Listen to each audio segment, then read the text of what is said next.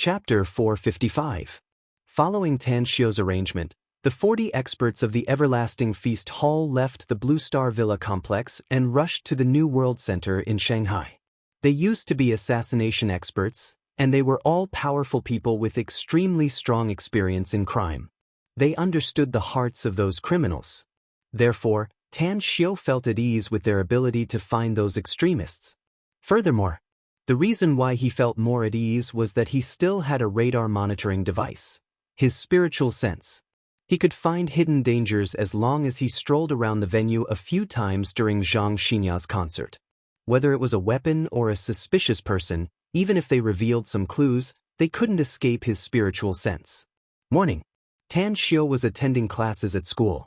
To his satisfaction, his teacher in charge, Han Qingwu, still hadn't come to school. He heard that she would return to school after October 1st, afternoon. Tan Xiu had an elective course. Since his elective course was economics, it ended at 4 p.m. Inside the classroom. As the teacher left, Yukai patted Tan Xiu's shoulder and asked, "Big bro Tang, let's go to the New World Center together. It's just the right time. We can also find a place to have supper after the concert." "I'm sorry. I have other things to do, so I'll be late." Tan Xiu shook his head. "You go first. I'll treat you to supper tonight." Yukai winked at Tan Xiu and asked with a grin, "Are you going with that Belle Lulu?" "Your mind is really unhealthy," said Tan Xiu contemptuously. "Don't tell me you don't have any other thoughts besides beauties?"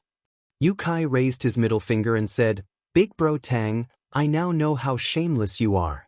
All right, you go enjoy your luck with the ladies, and I'll be an ascetic monk. See you at the concert." Tang Xiu stopped him and stretched out his hand. "Give me your car keys." Yukai stared blankly and was at a loss whether he had to cry or laugh. "Come on, you have so many luxury cars in your garage, yet you still want my car key?" Tan Xiu asked back, "Don't you think those cars are a bit flashy? If I drove those cars out and someone saw me, who knows what kind of news would appear tomorrow? Hurry up, don't waste time." Yukai took out the car key and helplessly said, "Big bro Tang, I really admire you now. I can't even become famous if I want to, but you're hiding here and there because of your fame, desperately trying to keep a low profile. You really don't know how lucky you are." Tan Xiu couldn't be bothered to say more since their philosophies were different. After catching the car key thrown by Yukai, the two of them left the teaching building. Tan Xiu asked where Yukai's car was parked, rushed there, and quickly drove away in his BMW. Because the concert would start at 7 o'clock, the fans would enter at 6 o'clock, so he needed to use his divine sense to find out the danger in the venue before the fans entered. Shanghai New World Center. It was located in the second busiest area of Shanghai, only slightly inferior to Jiangtan. The New World Center occupied a large area, enough to accommodate more than 50,000 people. It was also the best place to hold large-scale events in Shanghai. Tan Xiu drove to the nearby area and found a large shopping mall. He parked the car in the mall's underground parking lot and then walked toward the New World Center. It was because the number of fans coming from all over the world was too large, and the beautiful figures of those fans could be seen everywhere. On the way, he bought a cap with Zhang Xinya's pattern printed on it. Many people discovered his identity due to his appearance. Finally, it took him some effort to get rid of those people. At the East Gate, Tan Xiu looked at the long line of fans as well as the dozens of security personnel at the gate to maintain order. He immediately dialed Lu Changxi's number and walked past the fans in the long line. "Hey, what are you doing? Go to the back and line up." A security personnel came to greet him and shouted at Tan Xiu. Immediately, the fans in the front of the line looked at Tan Xiu with unkind expressions. Many people even showed disdainful eyes, as if silently criticizing Tan Xiu for not lining up. Tan Xiu said, "I'm waiting for someone." The security personnel frowned and asked in a deep voice, "Who are you waiting for?" Tan Xiu said, "The person I'm waiting for should come out soon. If he doesn't appear in 3 minutes, I'll leave immediately." The security personnel hesitated for a moment and no longer spoke. However, his vigilant eyes kept lingering on Tan Xiu.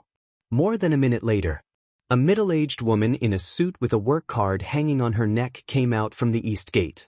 She strode to Tan Xiu and respectfully said, "Mr. Tang, Chief Lu asked me to take you in." "Alright." Tan Xiu nodded. The security personnel looked at Tan Xiu and then at the woman in the suit. Finally, he turned around and walked to the side. The fans who originally looked at Tan Xiu with disdainful eyes suddenly showed envy. They entered the venue. Tang Xiu followed the woman into the venue. After looking around, he found that there were already a lot of security personnel patrolling around, while a lot of men and women wearing work cards were scattered around the venue, observing the situation in the surroundings without batting an eyelid. "Where's Lu Changxi?" asked Tan Xiu. "Chief Lu is arranging something backstage." "I'll take you there," said the woman. "No need." Tan Xiu shook his head and said, "Help me get a work card like yours. I'll take a stroll around, and if necessary, I'll contact him again." The woman hesitated for a moment. Then she took out her mobile phone and took a photo of Tan Xiu. She then nodded and said, "Please wait for me. I'll be right back." 4 or 5 minutes later, the woman took a work card and came to Tan Xiu. She handed it over and said, "Mr. Tang, if there's nothing else, I'll take my leave first." "Alright." Tan Xiu watched the woman leave. Then he casually observed the surrounding environment. At the same time, he instantly released his spiritual sense, covering a radius of 200 to 300 meters. Just 2 or 3 seconds later, Tang Xiu furrowed his brows because he found a plastic box more than 120 meters away on the left side of the range of his spiritual sense. The inside of the plastic box was very small, about the size of a cigarette box. It was attached to the bottom of a chair and was fixed with tape. However, there was a needle inside the plastic box that was moving. The bomb? Although Tan Xiu had never seen a real bomb, he had seen it many times in the movies. However, he didn't immediately inform Lu Changxi. Instead, he casually strolled over there. Moreover, when the people around him frowned and showed unpleasant expressions, he directly sat on the edge of the row of chairs. He looked around. He deliberately set up a maze. Half a minute later, when no one around paid attention to him, he pretended to tie his shoelaces again. He bent down and glanced at the location of the bomb. Then he stood up and strolled around again. Half a minute later, as his divine sense continued to move, another similar bomb was discovered by his divine sense. Silently remembering the location, he moved again. Time flew by. 10 minutes later, Tan Xiu circled around the back row. He found 6 bombs in the places that his spiritual sense had just covered. Then, his speed began to accelerate. While walking, he used his spiritual sense to observe. More than 20 minutes later, he had searched the entire venue with his spiritual sense. The final confirmed number of bombs was 14. As he walked toward the backstage of the venue, he dialed Lu Changxi's phone number. "Tan Xiu?" Lu Changxi's voice came out of the phone. "Department Head Lu, now listen to every word I'm going to say clearly," said Tang Xiu. "Also, remember all the letters and numbers I said clearly. There's something suspicious under seat 0466 in A1 area. There's also something under seat 1135 in A1 area. There's also something under seat 3673 in A2 area. There's also seat 1247 in B1 area, 6940 in B2 area, and C area." Tan Xiu said 16 places in one breath and walked near the performance stage. Just as he was about to tell Lu Changxi that he had finished, his complexion suddenly changed. He then said, "There's also something suspicious in the middle of the performance stage. As for what I've said, please lead some people to investigate." Lu Changxi was silent for a few seconds and then said, "I'll send someone to check it now." "Alright." Tan Xiu hung up the phone and walked into the backstage corridor from the side door. His pace was very slow, and his spiritual sense was always released outside. He checked every position and every area, not even the most remote places were spared. At this time, Lu Changxi was leading 2 backbones of the security bureau as they walked into the venue from the side door in the other direction. At his side, the young man who had seen Tan Xiu said with a dissatisfied look, "Chief Lu, I think we don't need to pay attention to Tan Xiu. He's just here to make trouble.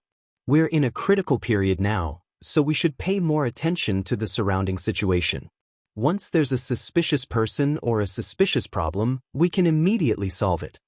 I know he'll give us trouble, but we can't ignore any problem in our line of work, said Lu Changxi lightly. Let's take a look at the places he gave us first. If there's no problem, I'll talk to him. The young man nodded and said, Seat 0466 in A1 area. I'll go and have a look. Lu Changxi nodded and looked at Area B. A minute later, the young man came to the front of Seat 0466 in A1 area. When he squatted on the ground and looked at the chair, he found that there was nothing on the ground. Due to his profession, he had good investigative skills, so he subconsciously touched the bottom of the chair twice. However, his body slightly stiffened. He felt that his hand had touched something and immediately knelt on the ground. He lay down and looked at the thing he had just touched. Tape? Box? How could there be such a thing under this chair? Moreover, it seemed that someone deliberately placed it here. Chapter 456. The youth's complexion greatly changed. He quickly pressed the switch of the wireless headset and hurriedly said, Chief Lu, we found something under Seat 0466 in the A1 area. I can't tell what it is, but it's a box the size of a cigarette box. It's fixed on the seat with a scotch tape. Wait for me. Lu Changxi had yet to go to the other place Tan Xiu mentioned when he suddenly heard the youth's words. His complexion immediately changed and he strode towards Seat 0466 in the A1 area. When he came to the youth's side, he immediately squatted down and asked, Have you checked it? What is it? The youth had already pulled out the small black box from the bottom of the chair.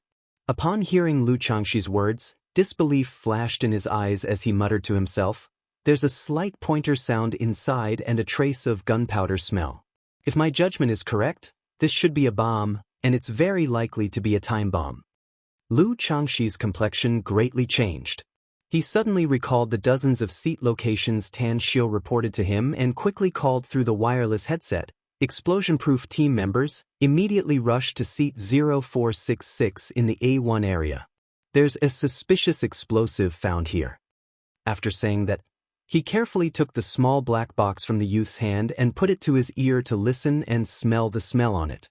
He then nodded and said, It should be correct. This is indeed a time bomb placed by someone. Quickly send some people to the other areas Tan Xiu mentioned.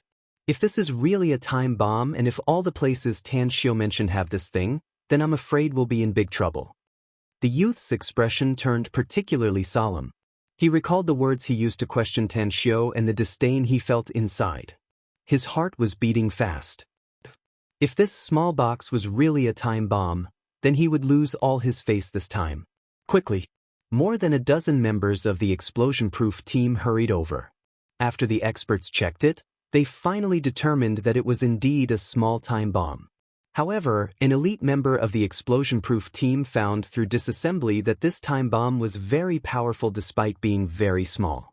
The several explosive materials added to it were absolutely of an extremely high level. Director Lu, it's just a very small time bomb. If it finally explodes, everyone within a 50-meter radius will have a very small chance of surviving. Everyone within a radius of 50 to 100 meters will be seriously injured or lightly injured, the elite of the bomb squad said solemnly with an ugly expression. Lu Changxi's face was slightly pale. At this time, he finally realized that the extremists had already started to take action, and many of their methods had already been set up. Sir, there's something suspicious under Seat 1135 in A1 zone. Reporting, suspicious item found under Seat 3673 in A2 zone. Report, a suspicious item has been found under Seat 1247 in Zone B1. Sir, B2 Zone 6940, put it down. Lu Changxi's body slightly trembled as he heard the reports coming from the wireless headset. He shouted, Immediately send all the discovered items to the front of the stage. The bomb squad members immediately took all the time bombs away from the concert venue. All right, there are more people below the stage. Send someone to look for them. A large number of police officers, members of the security department, and members of the bomb squad were all busy. They quickly gathered the time bombs together and put them into boxes made of special materials. Lu Changxi took a deep breath and dialed Tan Xiu's cell phone number. Tan Xiu, I want to see you. Give me 3 minutes. I'll see you at the stage. Tan Xiao said and directly hung up the phone. At this time, he was standing in front of a trash can. Using his divine sense, he found several glass bottles with blood stains in the trash can, as well as half a box of scattered thumbtacks. He still remembered that when he checked the auditorium before, he found some thumbtacks. Although the places where the thumbtacks were placed were very hidden, if the audience sat on them and moved around, they would still be easily pricked by the thumbtacks. At first, he didn't care too much about it. After all, even if those thumbtacks were pricked on a person's body, it wouldn't cause much harm. At most, it would be like an ant bite, giving a faint pain. However, the blood stains in the glass bottles were thrown together with the half box of thumbtacks, which made him think more about it. Back at the stage, Tan Xiao looked at the gloomy Lu Changxi and said, "Director Lu, have you taken out the things from the places I told you?" Lu Changxi nodded silently and said, "All of them have been taken out. There are still a few that haven't been sent here." Tan Xiao, after the elite inspection of the bomb squad, it has been determined that these things are time bombs. Thanks to you this time. If you didn't call me, I'm afraid it would have been difficult for us to find these time bombs under such a dense auditorium. Furthermore, if we didn't find them and they exploded during Zhang Xinya's concert, this place would have turned into hell on earth. Tan Xiao said, "It's good that we found them in advance. We also found time bombs in several places backstage. The specific location is..." After listening, Lu Changxi immediately issued an order to send someone to rush there. Immediately. He looked at Tan Xiao with an inconceivable expression and asked, "Tan Xiao, can you tell me how you found these time bombs?" When Tan Xiao called Lu Changxi and told him the location of the time bombs, he had already thought of the wording, so he calmly said, "I have a very special ability. My hearing is more than 10 times better than others. Furthermore, my sense of distance is beyond the imagination of ordinary people, so I was able to judge the location of these things through the movement of the pointers in the small boxes." "That's amazing!" Lu Changxi was shocked. Tan Xiao let out a faint smile and said, "Director Lu, I hope you can keep this secret for me." Lu Changxi heavily nodded. His eyes turned a bit fiery as he looked at Tan Xiao and said, "Tan Xiao, would you like to join our security department? I promise you that I'll give you the best treatment in the ministry if you're willing to join. Also, I can guarantee that you'll definitely have a meteoric rise in the future." Tan Xiao shook his head and said, "Sorry, I'm not interested." Lu Changxi quickly said, "Don't be in a hurry to refuse, Tan Xiao. Think about it carefully. Also, I'll personally visit Senior Tang. I hope he..." Tan Xiao directly said, "If you go to see my grandpa because of this matter, I'm 100% not going to join your security department. Also, I'm still a college student and have a small business, so I don't have time to do other things. If I want to join in the future, I'll at least wait until I graduate from college." Lu Changxi was silent for a moment and then said, "I'll keep your words in mind." Tan Xiao didn't want to talk about this topic anymore. He thought for a moment and then asked, "Director Lu, I also found a strange phenomenon, but I can't figure it out. I wonder if you can help me dispel it?" Lu Changxi was confused and asked, "What's the problem?" Tan Xiao said, "When I was strolling around, I inadvertently found that there were some gaps in some of the seats. There seemed to be some thumbtacks in those gaps. The needle tips were pointed up, but they couldn't hurt anyone at all. However, I found half a box of thumbtacks scattered in a trash can in a remote corner of the back corridor, as well as several glass bottles with bloodstains inside." Lu Changxi stared blankly and his complexion instantly changed. A horrified expression burst out from his eyes as he exclaimed, "Tan Xiao, where did you see those thumbtacks? Take me there quickly. Damn it, those damned bastards, they're really capable of using all sorts of despicable methods." "I can take you there, Director Lu, but you haven't answered me yet. What's the situation?" Tan Xiao curiously asked. "There was an explosion in a park a few years ago," said Lu Changxi hurriedly. "On that day, many of the chairs in the park had thumbtacks placed on them. The needle tips of the thumbtacks were very small. If you sat on the chair and didn't move, the chance of being pricked was very small. But as long as you moved, it was very likely that you would be pricked. 227. I'll never forget this number. According to the statistics, 227 tourists were pricked by the thumbtacks. One of them was a famous medical professor in our country. He accompanied his grandson to play in the park that day. After the medical professor was pricked, he took out the thumbtacks from a crack on the bench. The tip of the thumbtacks was smeared with blood. He didn't take it seriously at that time, but not long after, his body started to feel uncomfortable. He was later diagnosed with AIDS, so he associated it with the matter of being pricked by the thumbtacks in the park. Then, he found out that there were a lot of cases of AIDS that had just been diagnosed in the local area. He carefully inquired about it and found out that 227 people went to the park on the same day as him. Most of them saw the explosion in the park. Tan Xiu was dumbfounded as he listened to Lu Changxi's words. His heart was full of horror. It must be known that he had found at least thousands of thumbtacks in the auditorium with his spiritual sense. If each thumbtack pricked a person, wouldn't there be thousands of people infected with the AIDS virus? Those extremists are simply deranged.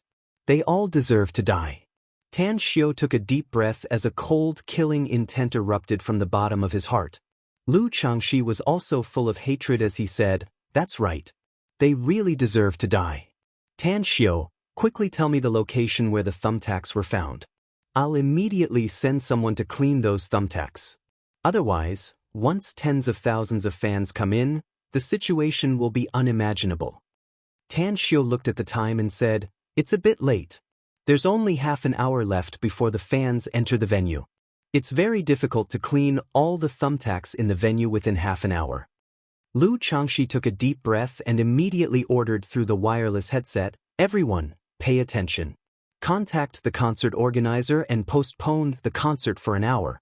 The time for the audience to enter the venue will also be postponed for an hour. There's a crisis in the venue. Please pay attention to confidentiality and let the staff go outside to explain to the fans."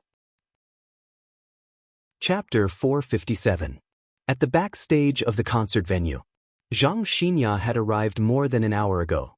At this time, the backstage staff were busy preparing various costumes, props, and so on for her concert performance. She was also having her makeup done by several makeup artists.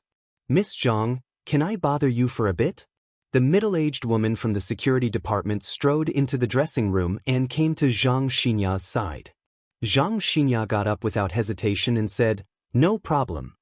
Immediately after, the two of them left the dressing room and came to the vacant room next door. The middle-aged woman then said, "Miss Zhang, the leader said that the concert will be postponed for an hour, and the fans will also have to enter the venue an hour later. Minister Lu originally wanted to come and talk to you in person, but he can't come because of a major event." "What happened?" asked Zhang Xinya hurriedly. "We found a lot of time bombs in the auditorium, as well as thumbtacks with HIV, said the middle-aged woman. "All the time bombs have been dismantled and secretly sent away. But our people are still checking the thumbtacks with HIV one by one." Zhang Xinya's expression greatly changed. Although she knew that there would be extremists causing trouble in tonight's concert, she didn't expect that these extremists would be so cruel that they even use time bombs. However, she realized something and quickly asked, "That's not right. HIV's transmission route is very special. Even if it's smeared on the thumbtacks, wouldn't the probability of someone being infected by the thumbtacks be very small?" But the middle-aged woman forced a smile and said, "We won't be so nervous if it's blood with HIV. Because of the time and the factor of the virus escaping, the probability of others being infected by the thumbtacks is indeed very small. But there are some very powerful biologists among these extremists. The blood of HIV patients smeared on the thumbtacks has been modified by a special virus and bacteria. Not only will the toxin of HIV not dissipate over time, but it will also become more virulent. Any ordinary person infected by it will be unable to avoid being harmed. In fact, we found this new type of HIV a few years ago, but many domestic experts have been unable to solve this problem so far.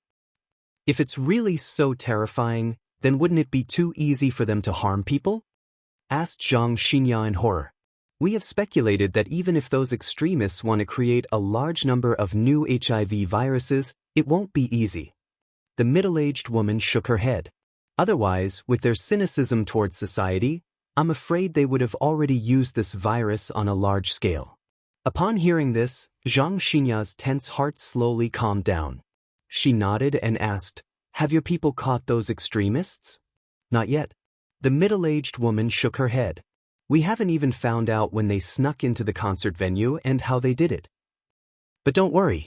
Our security department, the police, and the armed police are already waiting for them. As long as they dare to appear, we will bring them to justice." Zhang Xinya nodded, but the worry in her heart didn't lessen. After hesitating for a moment, she asked, "Is Tan Xiu here?" The middle-aged woman said, "He's already here. In fact, Mr. Tang was the one who discovered the time bomb hidden in the venue and the thumbtacks placed on the seats." "Tan Xiu found it?"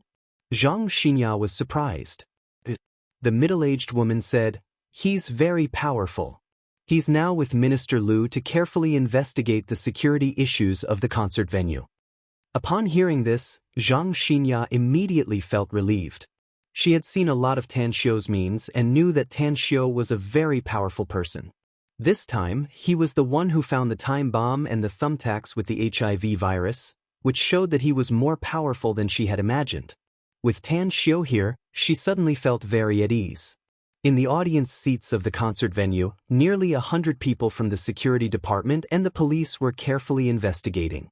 Because Liu Changxi had personally issued an order to check every seat, everyone was very busy. "Speed up the investigation. Be very careful." Liu Changxi stood beside Tan Xiu and quickly ordered through the wireless headset. Tan Xiu, with a cigarette between his fingers, quietly leaned on the stage with a thoughtful look in his eyes. Through the means of those extremists, Tan Xiu didn't believe that they only had these two plans. Perhaps they were also aware that the time bomb and the HIV virus had a chance of being discovered in advance, so they should also be planning other ruthless means. But what kind of means would it be? Although Tan Xiu had a lot of experience, it was almost all from the time when he was in the immortal world. In this high-tech era, he was not very clear about the various dangerous means. "Chief Liu, you go ahead with your work. I'm going out for a stroll. Maybe there will be other discoveries." Tan Xiu extinguished the cigarette butt and threw it into the trash can not far away. Liu Changxi quickly said, "Tan Xiu, I'll send 2 people to protect you in secret." "No need." Tan Xiu waved his hand. Liu Changxi stared blankly. Looking at Tan Xiu's back as he directly left, he pondered for a moment and then made a gesture to the 2 middle-aged men not far away. Today, Tan Xiu's performance was too monstrous. His inconceivable special ability, as well as his meticulous mind, made Liu Changxi very satisfied.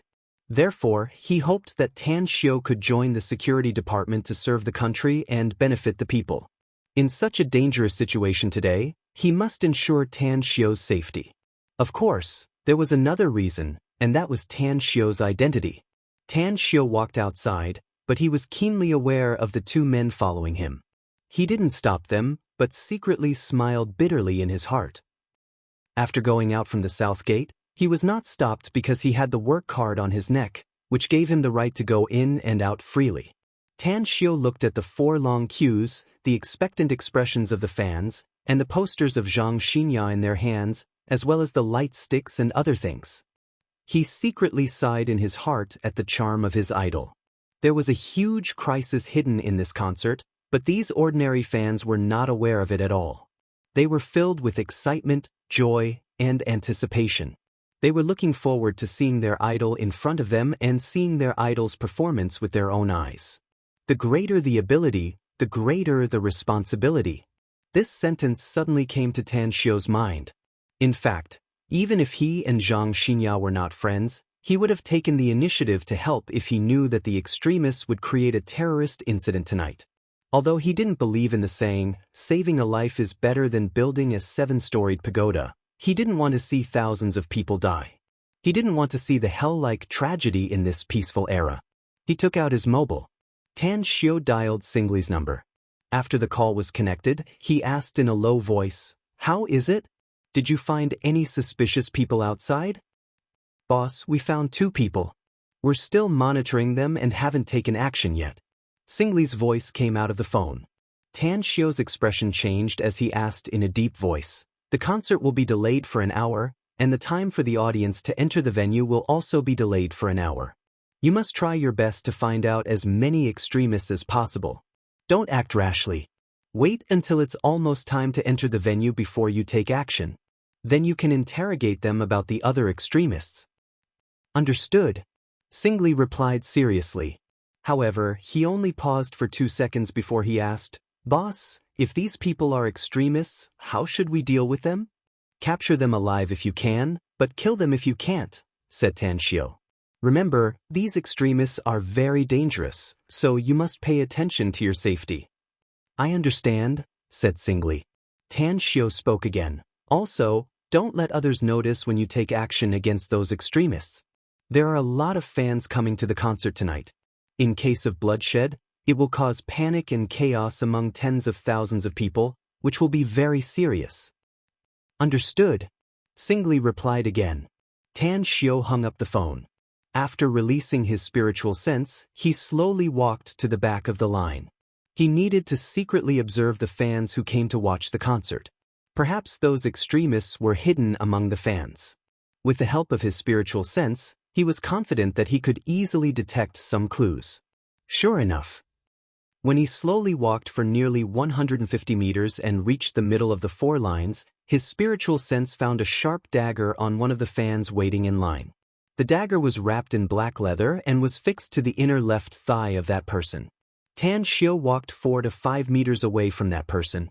When the person's back was facing him, he immediately took out his mobile phone and quickly took a photo of that person and then sent it to Singli. Search. Tan Xiu's spiritual sense played a great role at present. Tan Xiu noticed a total of 4 people among the tens of thousands of fans who came to line up at the north, south, east, and west gates because they were all carrying dangerous weapons. They were even fixed to the inner thigh and wrapped in leather. "It's almost time." Tan Xiu exchanged information with Singli and learned that the experts of the Everlasting Feast Hall had lurked in the vicinity of the 4 suspicious people and were secretly monitoring them. As long as the time was ripe, they could immediately take action against them. Don't mess up the formation. 4 lines, line up neatly. 2 young security guards holding electric batons passed by Tan Xiu. One of them pointed the electric baton at a relatively chaotic line and shouted loudly. Tan Xiu smiled. Just as he continued to walk forward, a light suddenly flashed in his mind. "Security guards? I'm really sorry. I've been attending a training event organized by the China Federation of Literary and Art in the imperial capital these days, so the update time is not very stable. I beg for your understanding, brothers and sisters."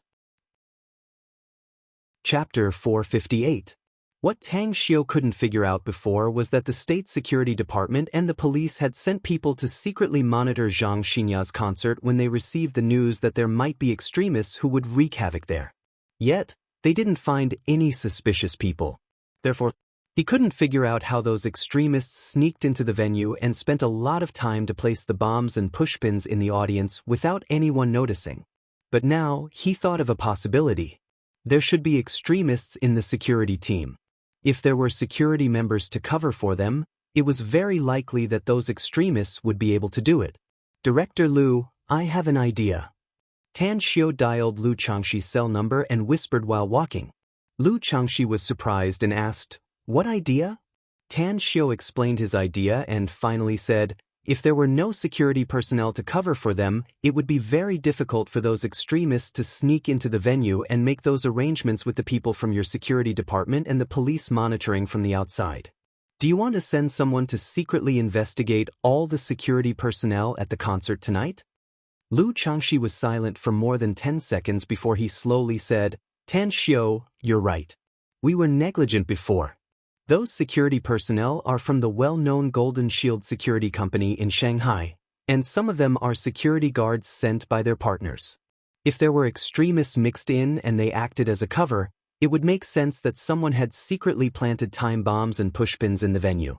I'll send someone to investigate now. No matter how difficult it is, once we find suspicious people, we'll immediately secretly control them." Tan Xiu said, "Tell your people to be careful. Those extremists are very dangerous. I'm afraid they'll launch a suicide attack if they find out that they're exposed. I know what I'm doing. Lu Changxi's voice was heard. On the roof of a skyscraper 5 kilometers away from the New World Center, a white-haired old man was holding a military telescope and observing the situation around the New World Center. Beside him, Old Wolf was smoking a cigarette and playing with a Desert Eagle pistol in his hand.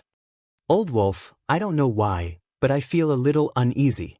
Old Wolf raised his head slightly and said with an indifferent expression, "There's nothing practical about it. It's just that your psychological quality is not good enough. I don't care about success or failure. Even if I fail, it's just death. All these years, we've fought with the police and the security department, and we've made them suffer. You don't feel at ease now, it's just that you haven't played as big as you did today." The old man put down the binoculars and turned to look at Old Wolf. A smile appeared on his aged face as he said, "Old Wolf, I've always been fine. Why do you hate humans? Why does he hate this country?" Old Wolf coldly snorted, "My sister starved to death in an orphanage. My younger brother was mistakenly arrested and sent to prison. He was only released after 9 years. On the day he was released, he got into a car accident. The money I used to go abroad was the compensation for my brother's imprisonment. The culprit who killed my brother ran away." The old man clicked his tongue and sighed, "Tragic, very tragic." Old Wolf asked indifferently, "What about you?" The old man smiled and looked to the distant north. After a long time, he lightly said, "You should know about the infectious disease that caused panic in the country more than a decade ago, right?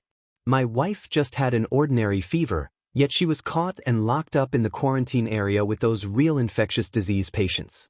As a result, she died, leaving me and my son behind." Old Wolf asked, "You have a son?" The old man smiled, "I do. If he didn't die, he should be about the same age as you this year." Old Wolf asked, "How did he die?"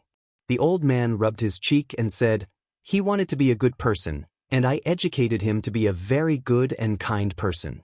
He graduated from the military school and joined the army to serve the country. In the end, he didn't die on the battlefield, but died in a flood in a certain year. Huh, it's ironic, isn't it? I'm still a family member of a martyr." Old Wolf indifferently said, "It turns out that you're not a cynic from the very beginning." Old Wolf sneered, "Who the hell is a cynic from the very beginning? It's all because they forced me to. My wife died so I can bear it. But my son was such a good boy, yet he died. I'm the only old man alive. I'm so angry. There's a saying that good people don't live long, while scourges last for 1,000 years. Since good people don't have good rewards, then why should I be a good person? Good people should die early, so that I can go to another world to accompany my wife and child." Old Wolf fell into silence. However, the murderous aura emanating from him became a lot stronger. Beep, beep, the old man's cell phone beeped a few times. When he took it out and read the text message, he immediately furrowed his brows and said with a cold face, "Zhang Xinya's concert will be delayed for an hour, and the fans will also be delayed for an hour. Damn it. When will the time bomb explode?" Old Wolf indifferently said, "Don't worry. I'm afraid all the fans will have entered the venue by then. Even if the concert hasn't started yet, thousands of people will be killed." Alright. Old Wolf nodded indifferently. An hour later, in front of the concert venue stage, Tan Xiu looked at Lu Changxi, who was striding toward him, and slightly furrowed his brows. Because Lu Changxi's expression was particularly solemn at this time. "Did something happen?" Lu Changxi nodded and said, "We've found 2 suspicious people.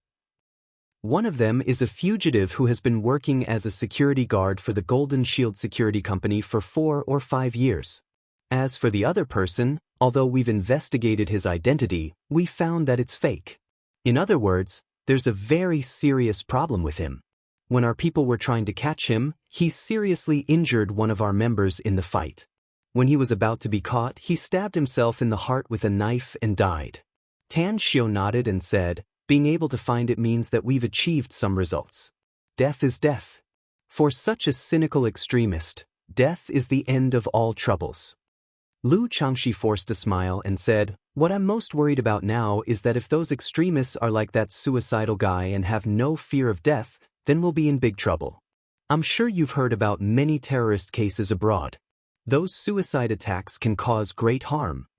Tan Xiu frowned and said, "You mean, I'm afraid that they'll really go crazy recklessly and rush to the New World Center with bombs on their backs," said Lu Changxi.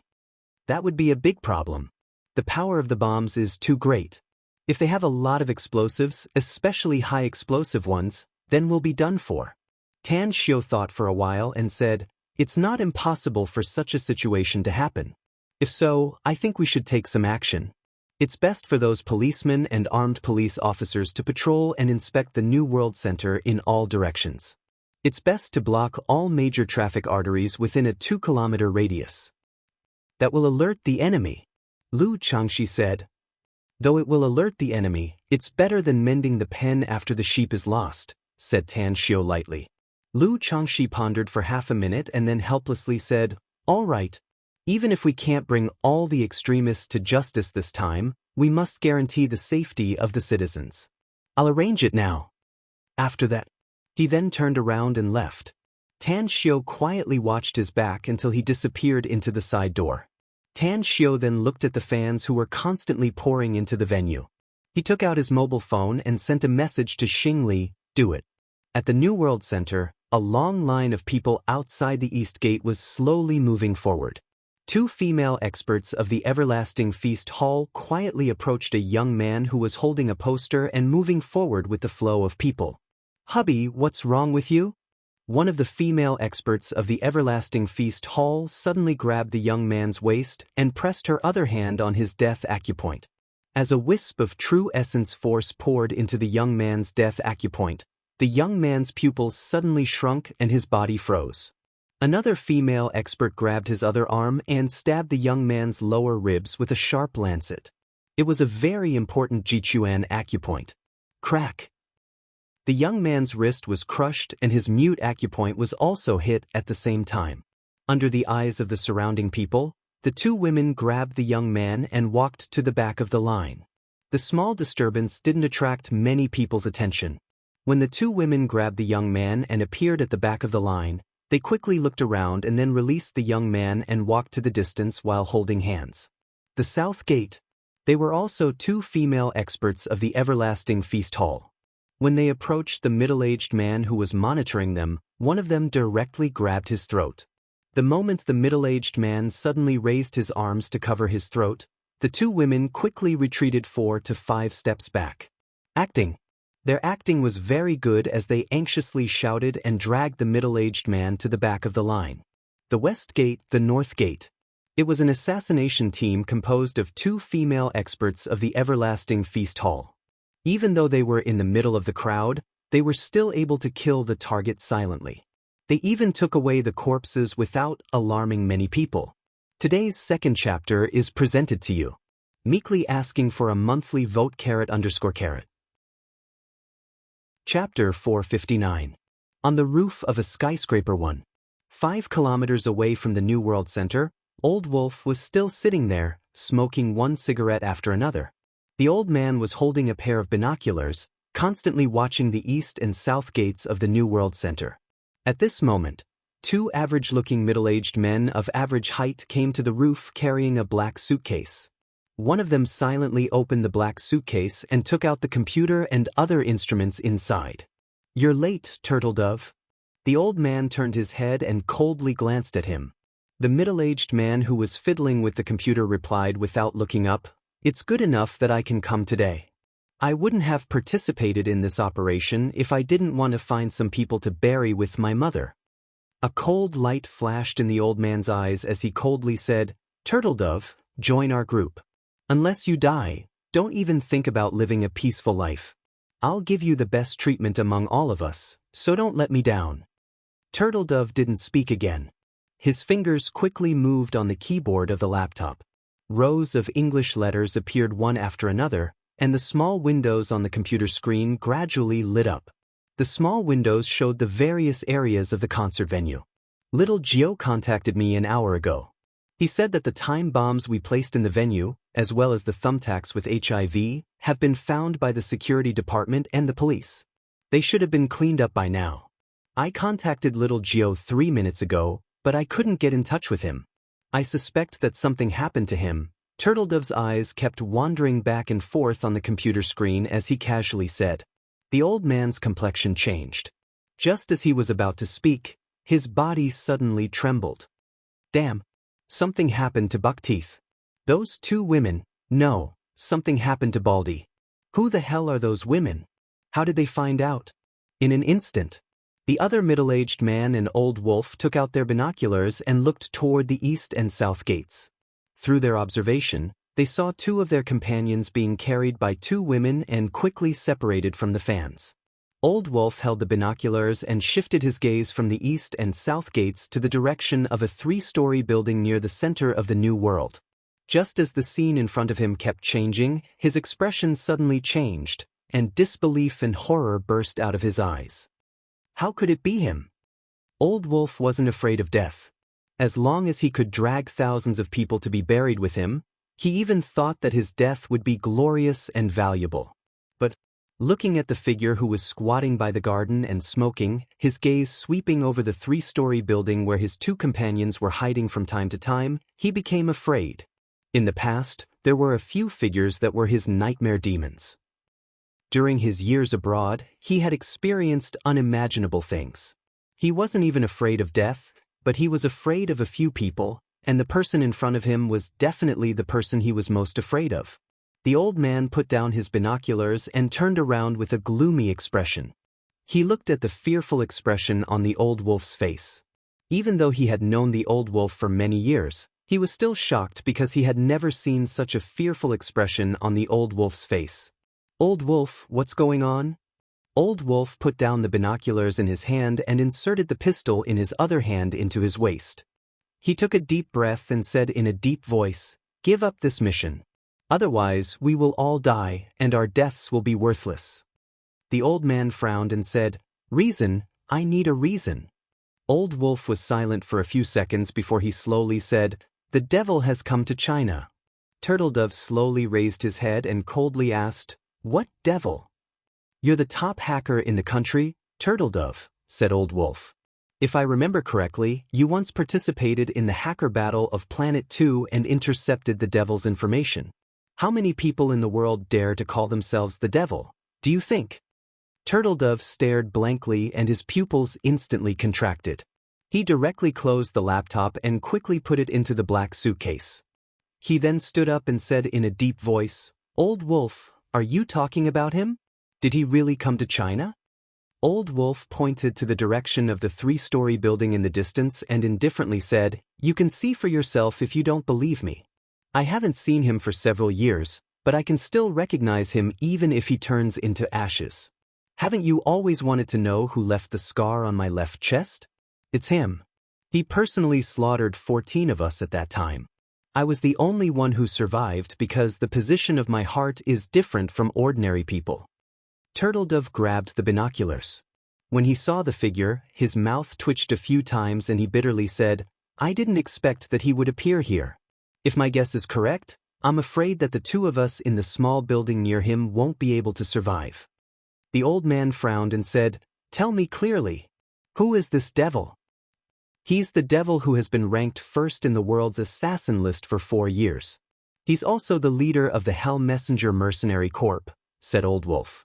"The Hell Messenger Mercenary Corps only has a few members. It said that from its establishment to its disbandment, it never had more than 10 members.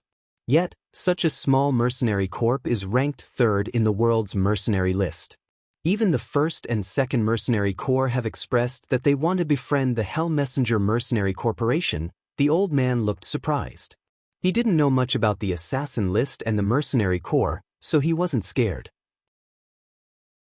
Turtledove, on the other hand, looked horrified.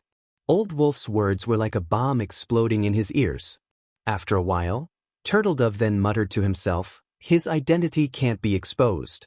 He's the kind of person who will die if exposed. How dare he show up here?" Old Wolf frowned and said, "If my guess is correct, he should have been recruited by the Chinese government and changed his identity to work for them. Let's retreat. Even if we use a suicidal attack this time, I'm afraid the effect won't be that great." Turtledove nodded without hesitation. Beep, beep. The old man with a gloomy expression suddenly received a message from his mobile phone. When he grabbed his phone and opened the message, his expression changed drastically. The message was sent by Huang Lan, and there was only one word in it: run. Run. Although the old man was full of unwillingness, all the signs indicated that this was really dangerous. If the other party was really powerful, even if they used their last resort, it was likely that it wouldn't have much of an effect. Old Wolf, notify the others to evacuate. Old Wolf heavily nodded and took out his mobile phone to dial a number. The reason why he deeply furrowed his brows was that no one picked up the phone. Did something happen? Old Wolf hung up and dialed other people's numbers. He called 5 or 6 people in one breath, but only one of them was picked up. Your means are very mediocre. Just wait. Death will soon befall you. A cold voice came from the mobile phone. The voice was even faster than Old Wolf's voice. Old Wolf's expression greatly changed and he asked in a deep voice, "Who are you?" Beep, beep. The call ended and the busy tone answered him. The corner of Old Wolf's mouth twitched a few times and a look of horror appeared in his eyes. He then smashed the mobile phone and hurriedly said, "I'm afraid the others are in trouble. Let's run away as fast as we can. The farther, the better. I'm afraid the chance to escape is gone." Along with the sound of a silver bell, a naughty voice came from the staircase on the rooftop. Immediately after, 2 black muzzles appeared in front of the 4 people's eyes. Immediately after, 2 middle-aged men in black suits and night vision goggles appeared. Bang bang, 2 gunshots were heard. Old Wolf and the other middle-aged man, who quickly pulled out their guns, were directly shot in the glabella and killed. The old man and Turtledove's movements instantly froze. They saw a smiling woman appear behind the 2 middle-aged men. Behind the woman, there were also 6 burly men wearing night vision goggles. "Who are you people?" The old man was very experienced. The moment Old Wolf and Turtledove were shot dead, he realized that these people in front of him were definitely not from the security department or the police. It was because they would never be so cold-blooded as to directly kill Old Wolf and Turtledove. The smiling woman clapped her hands and smilingly said, "You won't be able to guess who we are. However, you should be able to guess that you're all going to die. I really don't understand why the boss mobilized so many of us to come here with you small fries." At this moment, Turtledove's eyes were already full of fear. His body slightly shivered and he subconsciously took 2 steps back. "Night Spectre, you're Night Spectre of the Hell Messenger Mercenary Corporation?" The woman looked at Turtledove in surprise and curiously asked, "You know me? That's strange. Almost all the people who knew my identity are dead. How did you know?" Turtledove desperately gulped down his saliva and his legs trembled.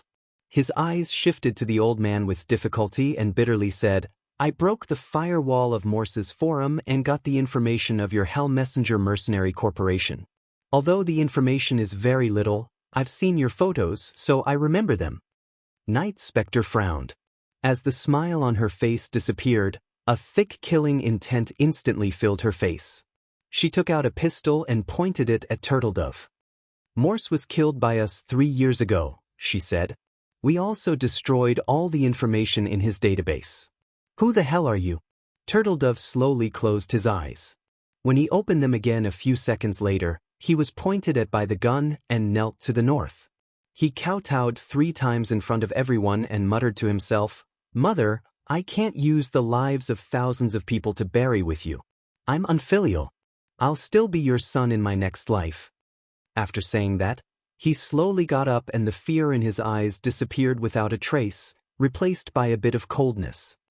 "My name is Turtledove. I'm ranked 4th on the Matrix list." "The Matrix list? The world's hacker list?" "Ranked 4th. Chapter 460.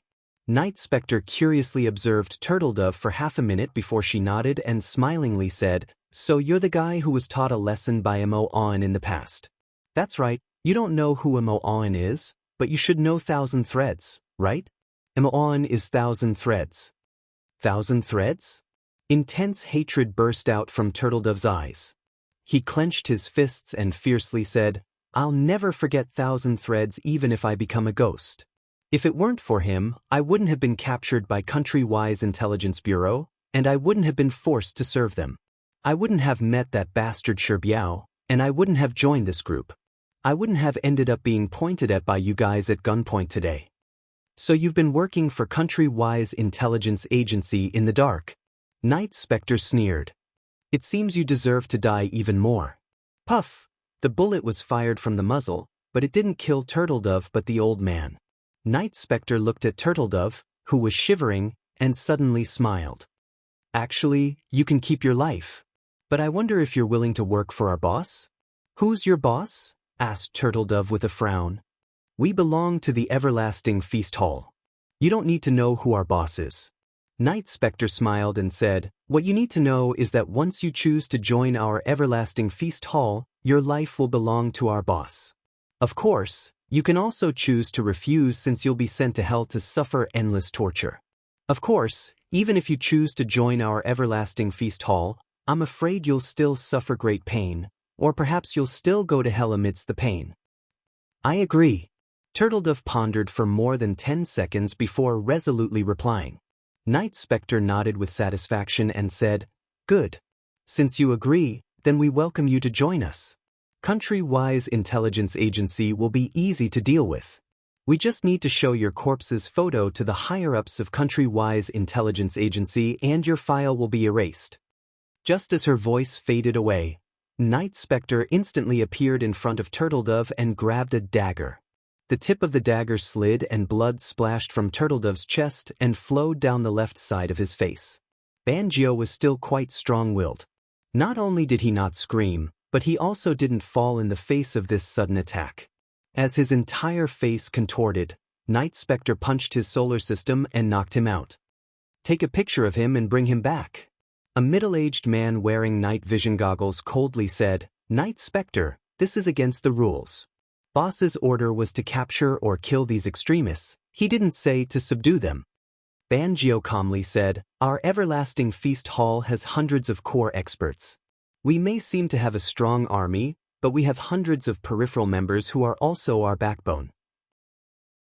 Back then, when Gu, that boss, established the Everlasting Feast Hall, he said that as long as they have powerful abilities, we should try our best to subdue them if we can make them work for us. Banjo is a very powerful hacker. In today's information age, Mo-On is the only one in our Everlasting Feast Hall who is very powerful in this aspect. Moreover, he was transferred away by the boss, so we lack this kind of expert. Moreover, we have captured Banjo now. As for how to deal with him in the end, we need to listen to the boss's orders. After a moment of silence, the middle-aged man said, then take him away and wait for the boss's order. 8 o'clock at night. The concert began. More than 40,000 fans from all over the country burst into thunderous cheers and screams along with Zhang Xinya's appearance. At the same time, explosive music and passionate singing came from behind the group of dancers. It was Zhang Xinya's voice. In the front row of the A1 auditorium, Hu Qingsong, Zhao Liang, and a group of people waved the glow sticks in their hands and shouted Zhang Xinya's name. Even Mu Weining, who had a tranquil personality, stood up with everyone with a particularly bright smile. However, there was one person who was extremely abnormal. It was Yu Kai. At this moment, Yu Kai kept glancing around, looking for Tan Xiu's figure. Yu Kai, what are you looking around for? Goddess, do you still have the mood to look at other things? Zhao Liang touched Yu Kai's arm and shouted. I'm looking for Big Bro Tang. It's reasonable to say that he should come on such an occasion. Yu Kai replied aloud. Zhao Liang stared blankly and immediately looked around. After not finding Tan Xiu's figure, he then said aloud, Big Bro Tang might have something else to do. But I think he'll come later. Yu Kai was silent for a moment before he nodded and said, I hope he can come. Outside the south gate of the New World Center, Tan Xiu easily got rid of the 2 members of the security department who were responsible for protecting him and appeared in the 3-story building a kilometer away. At this time, the 40 members of the Everlasting Feast Hall had all returned, and the unconscious Turtledove was still lying on the sofa. Who is he? Asked Tan Xiu. Night Yuling came forward and respectfully said, Boss, his name is Turtledove, a hacker ranked 4th in the world. He's one of the extremists you mentioned. The others were killed by us, and I'm the one who made him stay. What about the dead extremists? What about their bodies? Asked Tan Xiu. Our men have used corpse decomposing liquid to destroy the evidence, answered Night Yuling. Corpse decomposing liquid? Tan Xiu's expression moved. He knew that the corpse decomposing liquid must have been given to them by Gu Yan or Ji Qi. After nodding, he lightly said, I want to know the reason why you made him stay. Boss, Gu. The former boss once told me when he founded the Everlasting Feast Hall. He said that we should recruit as many talented people as possible who are particularly good in certain aspects. Our Everlasting Feast Hall now has more than 500 members, but there are only about 100 core members. The rest of the peripheral members are almost all the talented people in our network in recent years. That's why I kept him alive and am ready to listen to your arrangement. Is there no computer expert in our Everlasting Feast Hall? Asked Tan Xiu with a frown. Yes, there is. Mo Aoin is ranked second in the world hacker ranking, answered Night Yuling. But he was transferred away by you, and our Everlasting Feast Hall lacks such experts. Mo Aoin is so good at hacking in the spirit domain? Asked Tan Xiu in surprise. Answered Night Yuling. Tan Xiu pondered for a moment and then asked, I want to know what means you used to subdue those talented people, just like Turtledove. The existence of such extremists is not only a threat to our Everlasting Feast Hall, but also a great hidden danger to the ordinary citizens. Boss, more than half of the talents our Everlasting Feast Hall has subdued are evil people who have harmed countless people, said Night Yuling. But after our training and transformation, not only will they be completely loyal to our Everlasting Feast Hall, but they will also get rid of their hostility and change their way of thinking. Elder Ji will use a special method to make these people's personalities change greatly. Tan Xiu thought for a while and then nodded. Since you have a way to use him, then I'll leave him to you. Also, pry some information from him. I need to know how many of the members who participated in this extreme plan have yet to be found. Give me half an hour, boss, said Singli seriously. I'll give you the answer you want to know in half an hour at most. All right, I'll be waiting, said Tan Xiu. Singli nodded and picked up Turtledove, who looked like a dead dog, and then left the hall. Tan Xiu walked to the window and looked at some people from the security department and the police in casual clothes outside the south gate. They seemed to be strolling around casually, but they were actually secretly vigilant. Then he said, Your mission is almost complete. Once Singli's interrogation is over, you can withdraw and return to Jingmen Island if there's no other danger. Understood. Everyone respectfully replied. 10 minutes later, Singli came to Tan Xiu with a list of names. After handing it over, he said, Boss, according to the number of people we eliminated tonight and the number of extremists, I found that there are still 2 people who haven't been caught yet. They are Shi Biao and Little Tanuki. Tan Xiu recalled that he had seen Shi Biao and a 17 or 18-year-old girl in the Shangri-La Hotel. That girl should be Little Tanuki. Where are they now? Asked Tan Xiu. Turtledove said that he doesn't know. The only one who knows where Shi Biao and Little Tanuki are is an old man we killed before, said Singli. However, Turtledove said that he can locate Shi Biao and Little Tanuki's communication devices through the internet and then determine their location. Give him the computer and tell him to find them for me, said Tan Xiu. Quickly, Turtledove was brought to this room. As his equipment was placed in front of him, Tan Xiu said, If you can find Shi Biao and Little Tanuki, I'll give you a chance to live. I'll also give you a chance to pledge your loyalty to me. Are you the boss they mentioned? Turtledove was surprised. Yes, I am, said Tan Xiu. Turtledove carefully observed Tan Xiu a few times and then said, 3 minutes. I'll be able to find them in 3 minutes at most. After that, he sat straight in front of the computer and his fingers began to tap the keyboard. Got it. A smile appeared on Turtledove's face. He didn't feel that it was inappropriate to betray his former companion. He even faintly felt a bit excited because he had long disliked Shi Biao. If he could kill him, Turtledove even felt that these people in front of him had done a good job. Where is it? Asked Tan Xiu. It's one. 6 kilometers away from our current position, near the west gate of the New World Center, answered Turtledove. Well done, said Tan Xiu. After that, he immediately told Singli to rush over with his men, and then he was ready to leave the hall. Looking at Tan Xiu's back, Turtledove suddenly said, Boss, I can give you another piece of information. Tan Xiu stopped, turned around and asked, What is it? A time bomb has been installed in the international airport lobby, said Turtledove. It's a little over 8 o'clock now, and the time before the explosion is very short. I estimate that the time of the explosion should be less than half an hour. Chapter 461. Tan Xiu's expression drastically changed. He grabbed Turtledove's collar and asked in a deep voice, Are you sure a time bomb has been installed at the Shanghai airport? You're not lying to me, are you? Turtledove glanced at Singli at the side and said, I dare to lie to anyone but him. Tan Xiu clenched his fists and said, Tell me the specific location of the bomb. Turtledove shook his head and said, All the bombs were installed by Old Wolf. I'm in charge of monitoring the concert site, so I don't know the specific location of the bomb. Tan Xiu took a deep breath and quickly looked at the time. Then he asked, How long will it take to get to the airport from here? It'll take about an hour to get there by car, answered Turtledove. Tan Xiu took out his mobile and dialed Lu Changshi's number. Where are you, Tan Xiu? Lu Changshi's voice was heard after the connection was connected.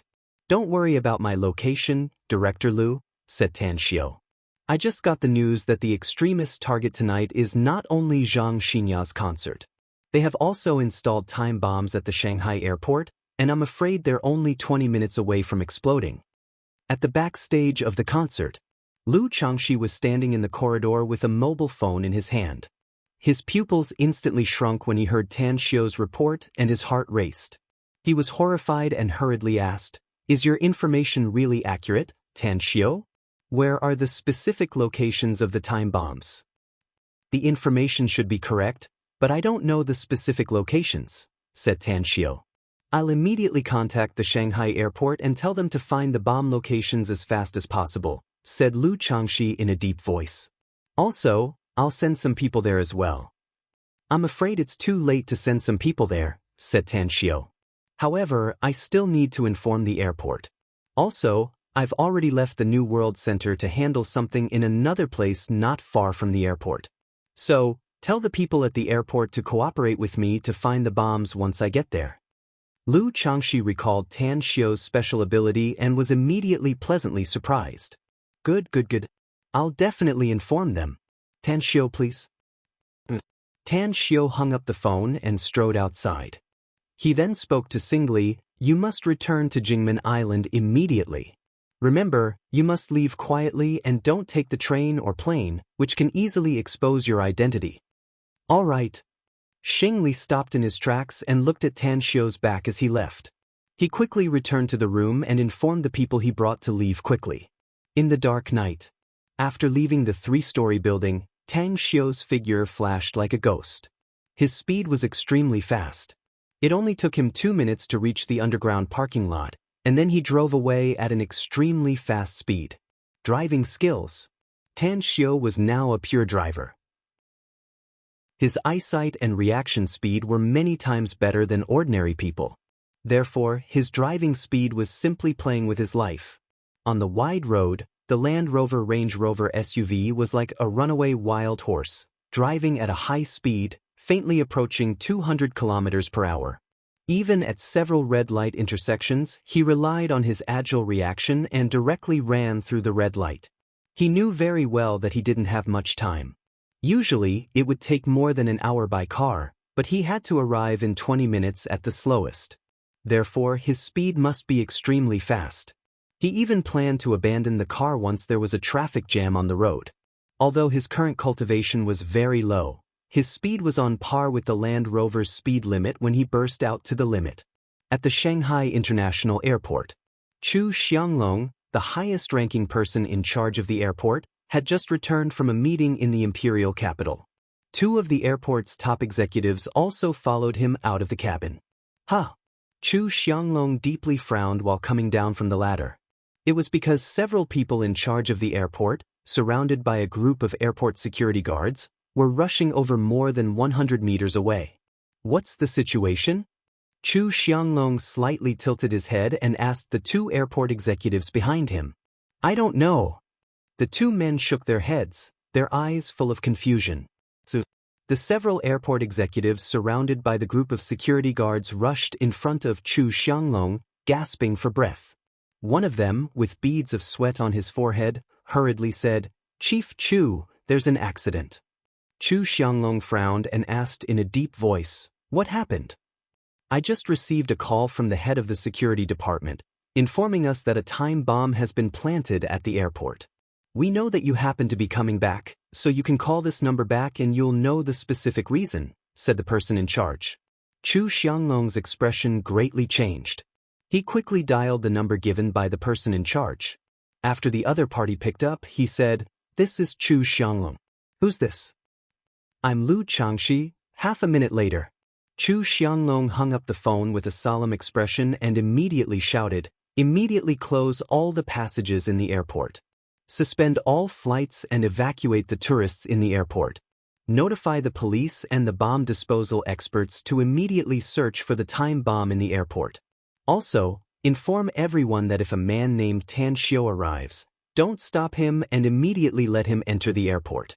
Whatever his request is, you must fulfill it. I've already arranged it, Chief Chu. All right, repeat it again.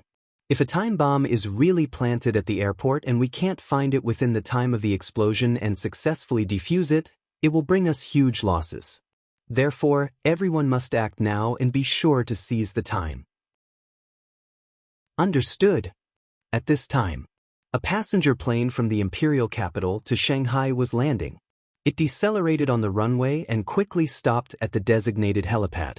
A few minutes later, Li Laozhan, who had a big belly and a stout face, appeared at the cabin door. His brows were deeply furrowed as he walked step by step toward the ladder. Behind him, in addition to a young female secretary with a slender figure and a pretty face, there were also 4 bodyguards in black suits. Boss, there's an alarm. A bodyguard in a black suit vigilantly observed the surroundings and reported. Li Laozhan nodded and said, Go find out what's going on. Understood. The bodyguard respectfully replied. At this time, a voice sounded from the airport broadcast. All passengers, please note that all routes at the airport are immediately closed due to a security risk at the airport. All passengers in the airport are requested to leave the airport. A security risk? Li Laozhan's complexion changed. He was well aware of what this broadcast meant. He had heard several times that similar situations had occurred at some domestic airports, and almost all of them were related to the explosion. It seems that something big is going to happen. Li Laozhan muttered to himself and immediately shouted, Hurry up and leave the airport. Leave through the VIP passage. On the highway more than 10 kilometers away from the Shanghai airport, Tan Xiu's complexion turned extremely unsightly. What he was worried about had finally happened. A traffic jam on the road. Along the way, his speed was almost at the limit, and it even caused a few traffic accidents that were not serious. There were also a lot of traffic police in front and behind him. However, after he contacted Lu Changxi, those traffic police quickly disappeared around him. I can only abandon the car. Looking at the traffic jam in front, although Tan Xiu was full of impatience, he quickly made a decision.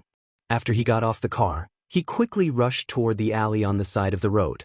Under the cover of the night, Tan Xiu was like the incarnation of the god of night in the dark, sprinting toward the airport at an extremely fast speed.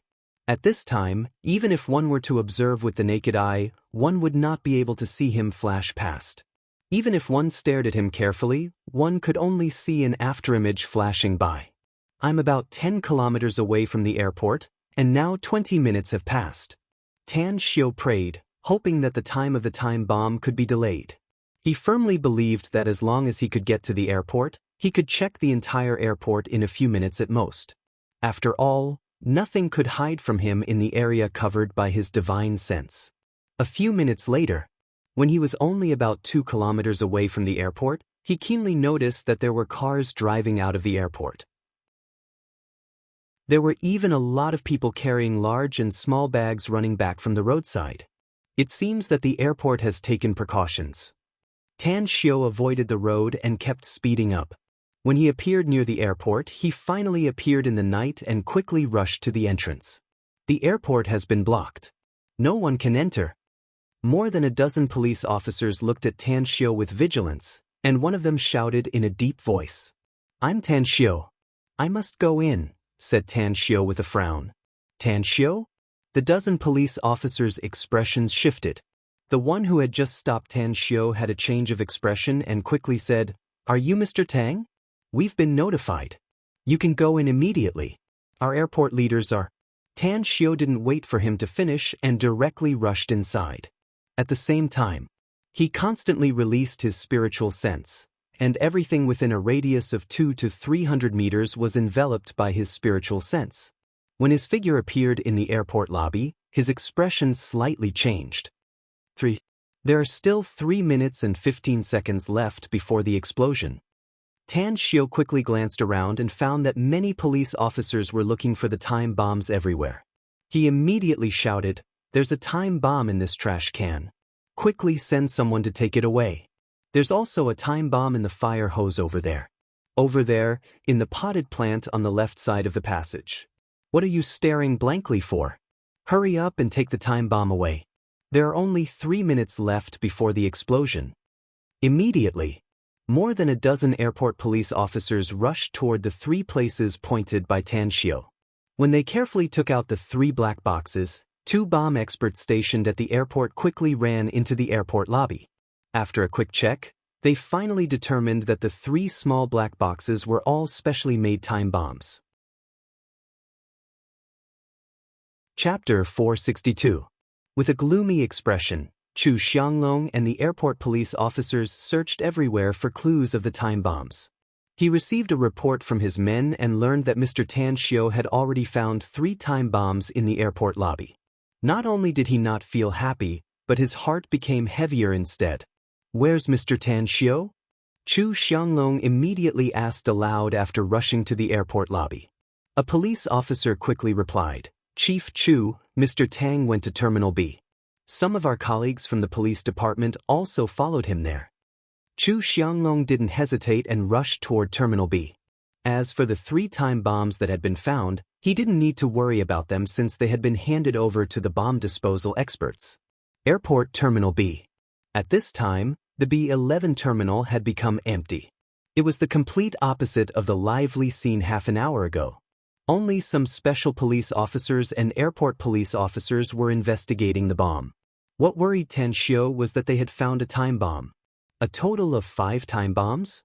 Tan Xiu finally determined the specific location of the time bomb through his divine sense. However, there was only 1 minute and 20 seconds left before the explosion.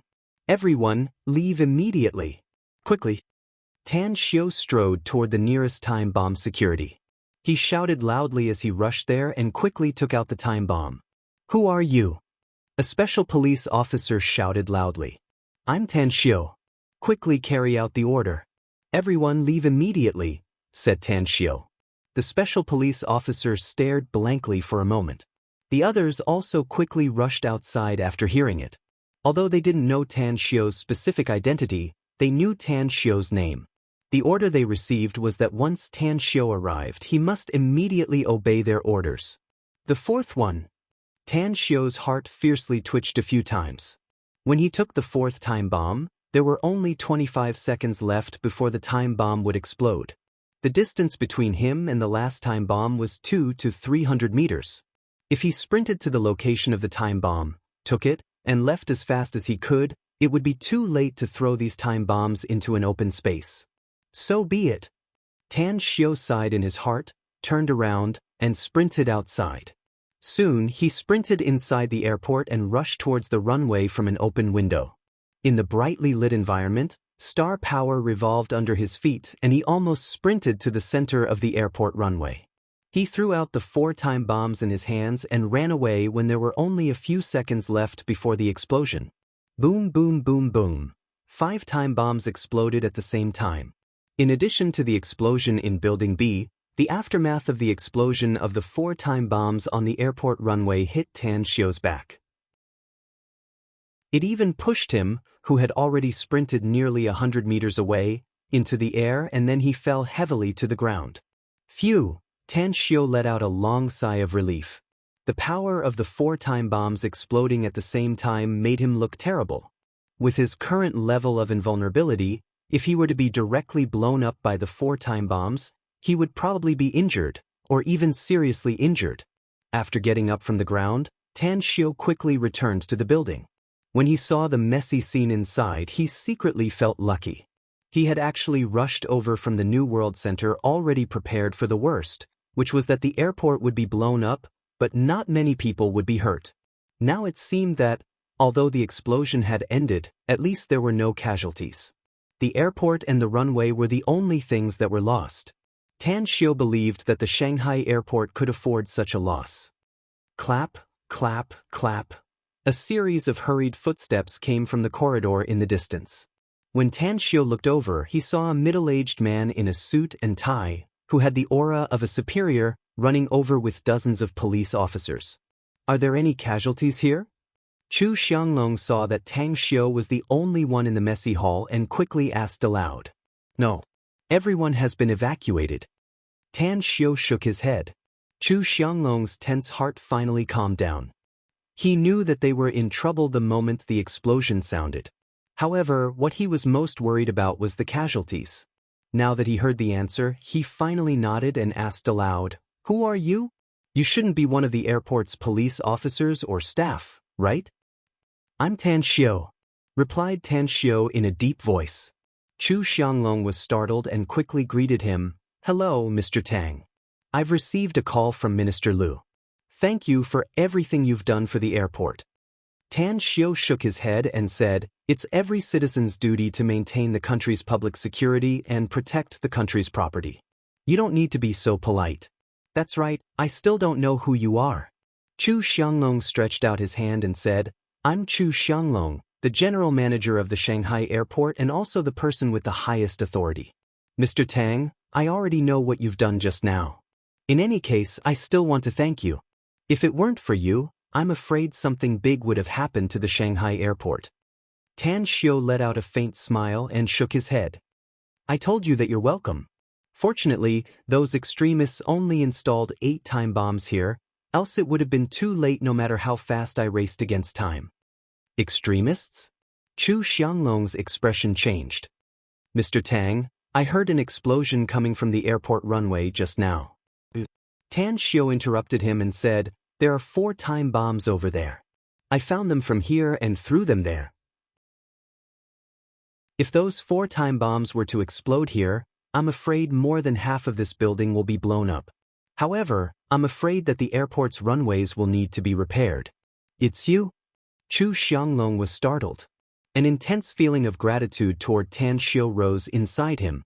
He simply couldn't imagine how serious the consequences and losses would be if all 5 time bombs were to explode here. Tan Xiu waved his hand and said, "All right, I've completed my mission. But just in case your people at the airport should search again, I still have something to do, so I won't stay here." "Can I trouble you to stay and help us search again, Mr. Tang?" asked Chu Xianglong quickly. "I'm afraid that the bomb attack is only the first wave. After all, those are time bombs. Nobody knows if those extremists have installed other time bombs in other places." "Ugh." Tan Xiu stared blankly and immediately felt that Chu Xianglong's words made sense. After pondering for a moment, he nodded and said, "All right, then I'll help you search the entire airport. But your people don't need to follow me since my inspection method is different from yours." Chu Xianglong knew that Tan Xiu must have a special search method. Otherwise, it was absolutely impossible for an ordinary person to find so many time bombs in such a short time since he arrived at the airport. "Please."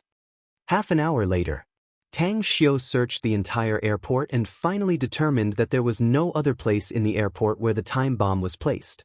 In the lobby of Building A of the airport, Lu Changxi, who had just arrived, saw a gloomy Chu Xianglong. "What's the situation, Chief Chu?" Lu Changxi obviously knew Chu Xianglong before, so he asked straightforwardly. A time bomb exploded in Building B, but it didn't cause any casualties, said Chu Xianglong with a forced smile. Mr. Tang also found 4 time bombs on the runway, but they only damaged the runway and caused no casualties. Also, the first 3 time bombs we found have been put into a sealed explosive device by the EOD experts and caused no damage. Tan Xiu actually found 4 time bombs? Lu Changxi was shocked.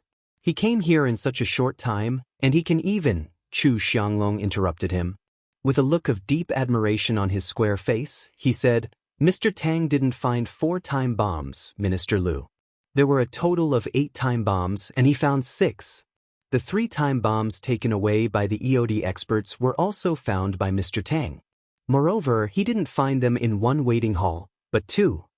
Yes, Lu Changxi knew that Tan Xiu had a special ability, but he was still shocked speechless after hearing that Tan Xiu found 7 time bombs in 1 breath. Mr. Tang is back. A police officer at Chu Xianglong's side suddenly spoke. Immediately, everyone's eyes shifted to the direction where Tan Xiu came from. Lu Changxi dashed toward Tan Xiu and grabbed Tan Xiu's hands, gratefully saying, Thank you, Tan Xiu. Thank you very much. You're welcome, Chief Lu, said Tan Xiu with a smile. Tan Xiu, my thanks are sincere and from the bottom of my heart. Lu Changxi shook his head. If it weren't for you tonight, I'm afraid there would have been a lot of casualties in Shanghai. All the time bombs in the concert venue of the New World Center have been removed and all the pushpins with the virus have been cleaned up by us. Even Shi Biao and another extremist have been arrested by us. If it weren't for your phone call and the explosion happened without anyone knowing, I'm afraid a lot of tourists and airport staff would have been killed. You're simply a savior. A savior? Upon hearing this, Tan Xiu nearly burst into laughter. However, although he was a bit mentally and physically exhausted tonight and was faintly feeling tired now, he still felt very comfortable when he recalled that he had saved thousands of people. With a smile, Tan Xiu said, You're exaggerating, Chief Lu. I've just checked the entire airport again and there's no more hidden security risks. If there's nothing else, I'll take my leave first. I still have some private matters to deal with. I'll send someone to escort you, said Lu Changxi quickly. Don't bother.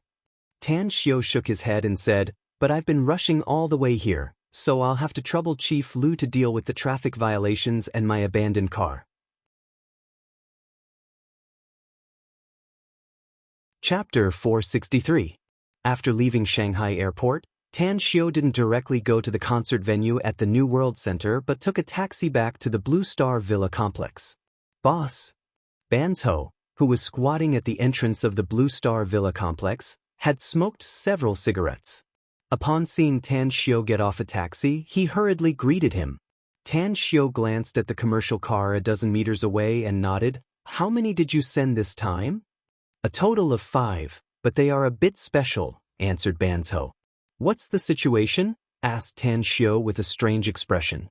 These 5 children are all 7 years old, 3 girls and 2 boys, said Banzhou. They used to be adopted, but the old man had a cerebral vascular blockage. After he passed away, the 5 of them were driven out by the old man's children and lived on the streets. When our men found them, they were fighting with a group of children for 2 packets of instant noodles. Instant noodles? Asked Tan Xiu with a frown. That's right, said Banzhou. They have been living on the streets for more than 4 months and haven't had enough to eat every day.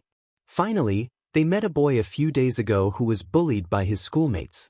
That boy promised to give them 2 packets of instant noodles to help him teach a lesson to his schoolmates. And the result? Asked Tan Xiu with a strange expression. Banzhou forced a smile and said, They may have won, but they were also injured.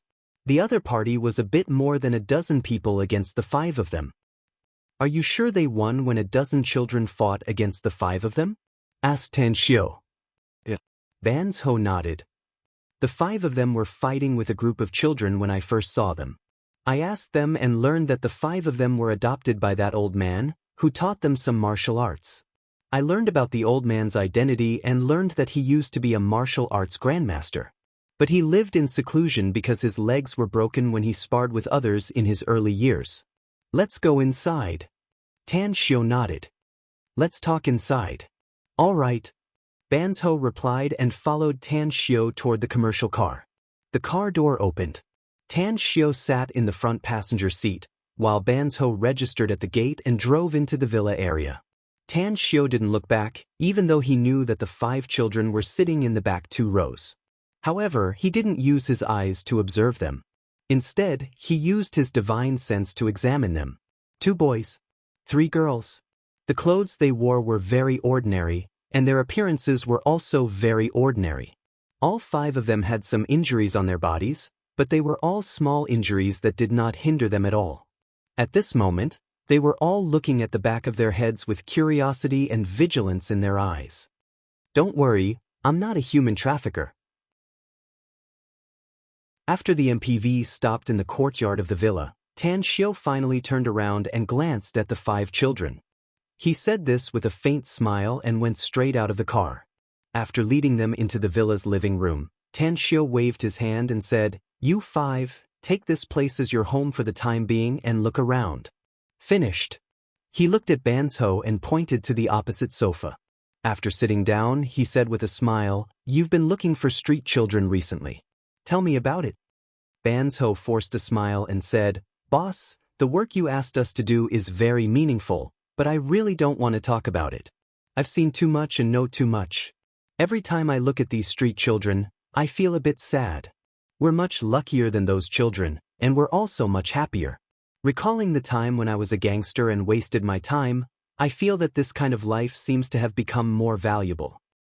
"Do what you like and do what you think is meaningful," Tan Xiao said with a smile. "That proves that you're very happy now. Since you like this job, then you must do it well. What I'm asking for is not quantity, but quality. Of course, you can also think of ways to take care of those unqualified street children, such as sending them to orphanages or handing them over to the local police. Let them find a way to deal with them. Now, I'm very satisfied with your ability, and I hope that you can continue to work hard." "We'll definitely do it well, boss," said Banzhou seriously. Tan Xiao nodded and said, "Tell me about the situation of the 5 of them." Banzhou said, "I've investigated their background. Little 1 and little 2 are twin brothers.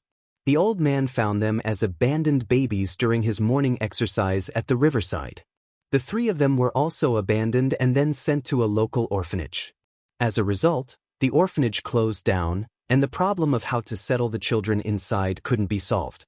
Although the orphanage's director thought of many ways at that time, the 3 of them were still left unsettled. Since the old man lived not far from the orphanage, he adopted the 3 of them after hearing about this matter." "In other words, you can't find their families?" asked Tan Xiao. "I've tried many ways, but I really can't find them," said Banzhou with a forced smile. "Since you can't find them, then there's no need to look for them," said Tan Xiao. "The 5 of you come here. I want to ask you, do you want to be adopted by me in the future? Of course, I'll provide you with food, clothing, housing, and transportation. I'll also let you study and practice martial arts, so that you can become capable people in the future." While Tan Xiao and Banzhou were talking, the 5 children didn't run around due to the luxurious environment, but stood not far away with vigilance and curiosity. Upon hearing Tan Xiao's words, they walked a few steps toward Tan Xiao. The tallest girl among them asked, "How are you going to arrange us?" "Very smart children. Obviously, you're much more mature than your peers," Tan Xiao said with a smile. "I can tell you now, but I'm going to let you live here for the time being. After some time, some street children will be sent here, and I'll send you to Jingmen Island together. You should live there for a few years. If you perform well, I'll take you home." "Home? Where is that?" the girl curiously asked. "That's my home, a real home," said Tan Xiao. "Likewise, if you study hard and practice martial arts seriously and get my approval, I'll take you to my home and make it our home." The girl asked again, "You want us to continue practicing martial arts? Do you know martial arts?" "I do, and I'm very powerful." Tan Xiao nodded. The girl turned her head and whispered to the other 4 children. Finally, she looked up at Tan Xiao and asked, "We have one last question. Why do you want to adopt so many street children? Children like us?" The smile on Tan Xiao's face turned thicker as he said, "You may be young, but I'm sure you understand that there's strength in numbers. If street children are gathered together to study and practice martial arts together, then when you grow up in the future, if anyone dares to bully our family, many of us will resist together and fight against those who bully us. Are you satisfied with my explanation? Yes. The 5 children whispered a few more times. The tallest girl nodded and replied with all seriousness. Then, tell me your names, said Tan Xiu with a smile. My name is Little Z. These 2 are Little Lan and Little Qing. They are Little 1 and Little 2, said the tallest girl. You don't have surnames? Asked Tan Xiu curiously. No. Grandpa didn't tell us our surnames, said the girl honestly. Tan Xiu was silent for a moment before he slowly said, Then your surname will be Tang from now on. As for your names, I think the 5 of you should also change your names. I'll give you new names. What are your names? Asked the girl. You'll be named according to metal, wood, water, fire, and earth, said Tan Xiu. You'll be called Tang Xiaojin. The 4 of them will be Tang Xiaomu, Tang Xiaoshui, Tang Xiaohua, and Tang Xiaodu. What do you think? The 5 children gathered together and whispered for a while before they finally decided to accept Tan Xiu's new names. Finally, a smile appeared on their faces. A few minutes later, Banzhou drove the car away while Tan Xiu took Tang Xiaojin and the other 4 to tour the villa and told them some things they needed to know. Finally, in the corridor on the first floor, he said, You'll live on the first floor from now on. Tang Xiaojin will have a room for herself, Tang Xiaomu and Tang Xiaoshui will have another, and Tang Xiaohua and Tang Xiaodu will have another. Tomorrow, I'll take you to buy some clothes and shoes, as well as some simple textbooks. I'll also hire some teachers for you to teach you how to read and write. You don't need to worry about eating in the future. I'll hire 2 nannies to take care of your daily life. Also, ring, ring, ring. Tan Xiu's cell phone rang, interrupting his words. Tan Xiu took out his mobile and found that the caller was unexpectedly Li Laozhan. He immediately pressed the answer button and said with a smile, Hey, old brother Li, why did you call me? Brother Tang, I've come to Shanghai. Are you free now? How about we meet? Li Laozhan's hearty laughter came from the phone. Tan Xiu hesitated for a moment before he forced a smile and said, Old brother Li, it wouldn't be a problem if it were any other time. But I'm afraid I can't leave right now. How about this? Why don't you come to my place? You want to go to your place? Li Laozhan was surprised and said, Won't I disturb your family if I go there so late? No, I won't. Tan Xiu said with a smile. Tell me your address and I'll go there now, said Li Laozhan with a smile. That's right. Do you want me to bring some good food and wine? I just arrived in Shanghai not long ago, and I'm already starving after settling down in the hotel. No need. Just come here directly, said Tan Xiu with a smile. After hanging up the phone, Tan Xiu sent his address to Li Laozhan with a short message. Then he looked at the 5 metal, wood, water, fire, and earth elements and said, You don't need to worry about your daily life in the future. I only have one request for you. What request? Asked Tang Xiaojin curiously. Listen to me, said Tan Xiu. I tell you to go east, but you can't go west. I tell you to stand, but you can't sit. My orders are above everything else. All right. The 5 metal, wood, water, fire, and earth elements heavily nodded. They were obedient. This was their strong point. After being adopted by their grandfather, they were taught to be obedient. Chapter 464. There were 5 more children in the house, but Tan Xiu did not feel troubled. After all, he had experience in raising children, so he let the 5 of them take a bath in turn and found 5 sets of clothes that he had never worn before for them to wear.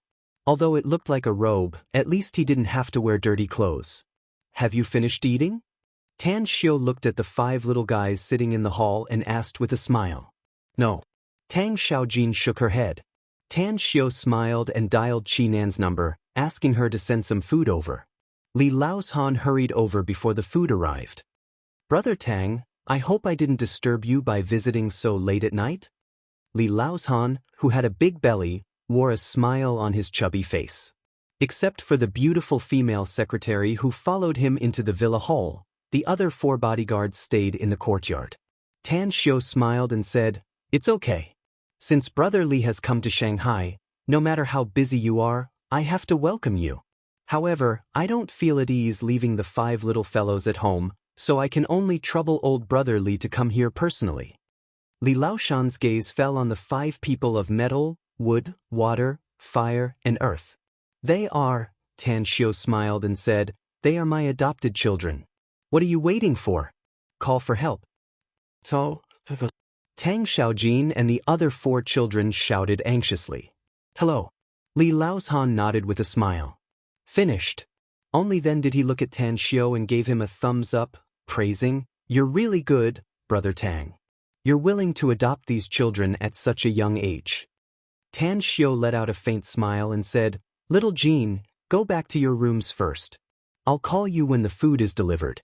Brother Tang, come, let's sit over here." After some small talk, with a smile, Tang Xiu said, "Old Brother Li, the reason you came to Shanghai this time is—" "I came to see you," said Li Laoshan. Tan Xiu said with a smile, "I didn't expect my face to be so big that it's even worthy for old Brother Li to personally come to see me. Say it. Why are you looking for me?" Li Laoshan grinned and said, "Brother Tang, you won't have any friends if you're too smart. Come on, I do have something important to discuss with you." Tan Xiu made an inviting gesture and smiled without saying a word. "The reason I came here this time is mainly to ask Brother Tang for a favor," said Li Laoshan. "I have some business in the imperial capital, but I've encountered some trouble recently. The other party was the boss of another building materials business. He contacted some people and deducted a large amount of steel from me. Therefore, I want to ask Brother Tang to accompany me." Tan Xiu thought for a moment and said, "You didn't get to the main point, did you? Go on." Li Laoshan raised his thumbs up again and praised, "Brother Tang, you're smart. If it was just a small matter like this, I naturally wouldn't bother Brother Tang. However, the other party is a fellow who is very obsessed with antiques. He insisted on buying the Yuchang sword in my hand. You should know that I spent a lot of effort to get my hands on that Yuchang sword, so I naturally wasn't willing to sell it to him. As a result, he made a bet with me, saying that he has a better ancient sword and forced me to take that Yuchang sword to participate in an underground auction in the imperial capital. My Yuchang sword will be auctioned, and his sword will also be auctioned. We'll compete for the 2 ancient swords at the auction, and the highest bidder wins." "An underground auction in the imperial capital?" asked Tan Xiu. "That's right. It's an underground auction secretly run by the Situ family of the occult sect." Li Laoshan nodded and said, "It said that this underground auction has existed since the Qing dynasty. Even during the Republic of China and the war years, this underground auction has never stopped. It seems that it has been held 180 times so far. A large number of antiques and curios will be auctioned in every auction. I heard that even the Qin Emperor's imperial jade seal will be auctioned this time. Brother Tang, have you ever heard of the Qin Emperor's imperial jade seal?" "I've never heard of it." Tan Xiu shook his head. "What is it?" "Of course, it's the seal that symbolizes power during the Qin dynasty," said Li Laoshan mysteriously. "Old Brother Li, I still don't get it." Tan Xiu nodded with a smile and said, "What exactly do you want me to help you with? I'm afraid I'm not as rich as you are now." "It's not about money," said Li Laoshan. "It's about safety. It's because I once participated in an underground auction in the imperial capital 15 years ago, so I learned about the nature of this auction house. It's very dangerous. If the buyer buys an extremely precious antique, it's very likely that they'll be targeted. You're very strong, and you also have powerful experts under you. I believe your safety can be guaranteed if you come with me." Tan Xiu suddenly understood and smilingly said, "What's the specific time?" "The 7th of October, said Li Laoshan. Tan Xiu thought for a moment before he nodded and said, "I'm actually very interested in this underground auction. I'll accompany you to play when the time comes." Upon hearing it, Li Laoshan was immediately overjoyed and waved to the pretty secretary. The secretary took out a boutique box from her briefcase and handed it to Tan Xiu. "This is—" Tan Xiu took the boutique box and asked with a surprised expression, "This is a good thing I got some time ago." Li Laozhan grinned and said, "It's a naturally formed true dragon jade pendant. I'm giving it to you as a thank you gift." "Thank you." Tan Xiao let out a faint smile and gently opened the lid. When his eyes fell on the jade pendant inside, a dazzling red light suddenly appeared, causing his pupils to instantly contract and his body to abruptly stand up. "What happened to you, Brother Tang?" Li Laozhan was surprised. "Didn't you see it just now?" Tan Xiao turned his head to look at Li Laozhan and asked, "What did I see?" Li Laozhan asked doubtfully. Tan Xiao didn't answer and shifted his gaze back to the sparkling and translucent jade pendant with a red dragon-shaped pattern inside. His heart was beating a few beats faster than usual, and the look of disbelief in his eyes kept flashing. Dragon soul. A dragon soul was unexpectedly sealed inside this jade pendant. He released his spiritual sense and fused it into the jade pendant. To his amazement, the jade pendant had its own space inside, and the dragon soul of a 9-clawed crimson dragon was constantly wandering inside. Tan Xiao wouldn't be shocked if it was just an ordinary dragon soul, but a 9-clawed crimson dragon was extremely rare even in the immortal world. The most important thing was that an adult 5-clawed golden dragon was not a match for a young 9-clawed crimson dragon. A 9-clawed crimson dragon would definitely be ranked in the top 3 in terms of preciousness and power. As for the Dragon Clan, it was an extremely powerful force in the immortal world. Even though he had become a supreme in the immortal world and had great influence, he still didn't dare to easily provoke the Dragon Clan. Who is it? Who could have such a great divine ability to capture an adult 9-clawed crimson dragon, extract its dragon soul and seal it here? Fortunately, this jade pendant didn't touch the internal space when it was cut and carved, else the internal space would have been destroyed and the dragon's soul would have dissipated. Tan Xiao secretly rejoiced inwardly. The way he looked at Li Laozhan was different from before. After a moment of silence, he slowly said, "Old brother Li, give me 2 years. I'll give you a great opportunity and a great fortune 2 years later." Li Laozhan was surprised and asked, "A great opportunity? A great fortune? What is it?" "I can't tell you now, but you'll naturally know it 2 years later," said Tan Xiao. "I'll accept this jade pendant and return the favor 2 years later." Li Laozhan waved his hand and smilingly said, "Brother Tang, you're too serious. Accompanying me to the imperial capital is already enough to return the favor. I was afraid that this gift was too light and you wouldn't be satisfied." "This jade pendant is very important to me," said Tan Xiao. "That's right. It was very important."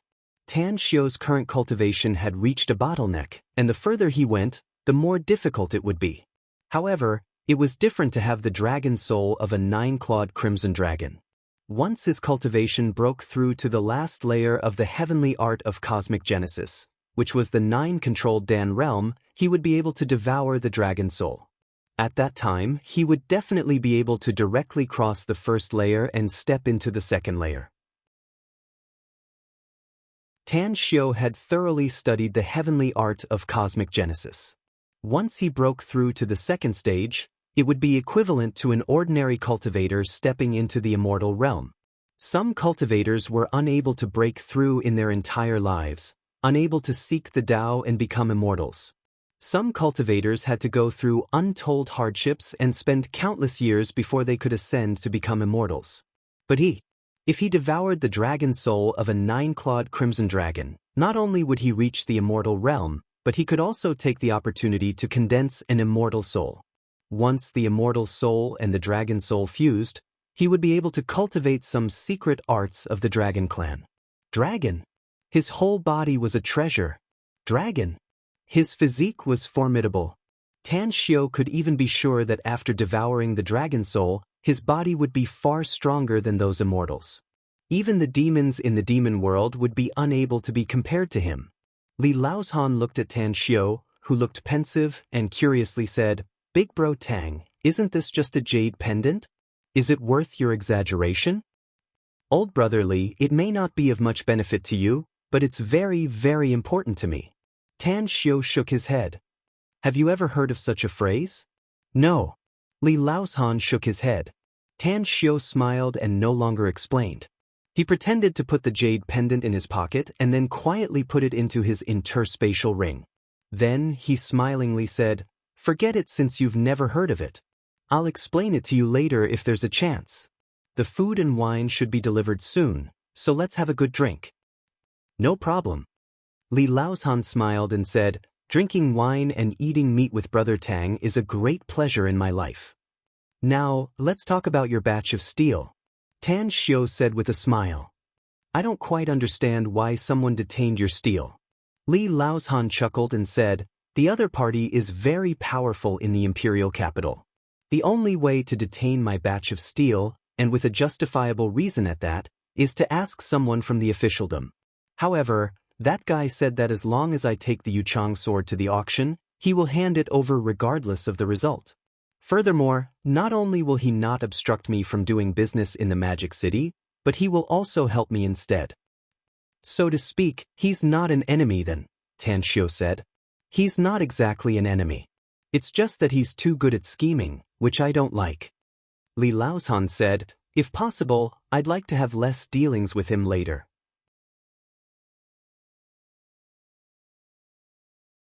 Chapter 465. At the New World Center in Shanghai, Zhang Xinya was performing to her heart's content on the stage. Yet she didn't dare to relax at all. No matter what. She had been informed by the person in charge of the security department that the hidden danger had been removed, yet she didn't get a reply from Tan Xiu. It was inevitable that she felt a bit restless. At this time, however, Lu Changxi, who had just returned from the Shanghai airport, was even more restless than her. It was because they had only found 2 extremists so far, and they had already been killed. However, they didn't find any trace of the others. "Chief Lu, the monitoring department has found a special situation." A technician from the security department hurriedly rushed to Lu Changxi and reported in a low voice. Lu Changxi's expression changed and he asked in a deep voice, "What special situation? Please come with me." Immediately after, they quickly rushed to the temporary monitoring center backstage. After entering the room, Lu Changxi's eyes swept over a row of LCD monitors. "Chief Lu, this is the surveillance footage of us checking the 4 entrances to the New World Center. Please take a look." The technician played the surveillance footage several times slower. On the screen was the scene of 2 women from the Everlasting Feast Hall carrying the extremists and quietly moving back from the 4 lines. "Who are these women?" asked Lu Changxi with a solemn expression after watching the surveillance footage. The technician shook his head and said, "I don't know. All of them are wearing caps and sunglasses. They even seem to know the location of our surveillance cameras, so their faces are always avoiding the cameras. As for the 4 people they took away, we have sent their physical characteristics to the domestic database. Our comrades in the database are searching for their information. I believe they will soon be able to find out their identities." Lu Changxi's brows were tightly furrowed and a thoughtful look flashed in his eyes. After rewinding the footage and watching the 4 videos a few times, a fax was sent over. "This is?" Lu Changxi carefully watched it and suddenly felt a bit panicked. Chen Bin, once engaged in blasting work in a mining area in Xichang province. Later, he resigned and left because of a fight. He disappeared for 3.5 years. After he reappeared, those who fought with him were either in traffic accidents or burned to death. Jiang Lu, from a criminal gang in the northeast. He was imprisoned for 3 years for attempted murder and was released 5 years ago. From then on, there was no news of him. If we can't find his whereabouts for the past 5 years. Jia Xiaofeng, an orthopedic surgeon from the 4th People's Hospital of Ruijiang City. He is eccentric and doesn't like to socialize with people. 4 years ago, he had a medical accident during an operation. After being detained and released, he became unemployed. Lu Changxi read the information carefully, then turned to the technician and asked in a deep voice, "There are only 3 people's information. What about the 4th person?" The technician bitterly smiled and said, "No." After comparing the portraits, there was no information at all. It was as if they had appeared out of thin air. Lu Changxi pondered for a moment and immediately said, "Contact the traffic department to check all the traffic surveillance videos within 5 kilometers of the New World Center." Tell them to send it to me as soon as possible. Time flew by. Zhang Xinya's concert finally ended after 3 hours. At this moment, the transportation department finally sent over dozens of surveillance videos. Bang bang, someone knocked on the door. Zhang Xinya, who didn't have time to remove her makeup and change her clothes, rushed over with 2 assistants.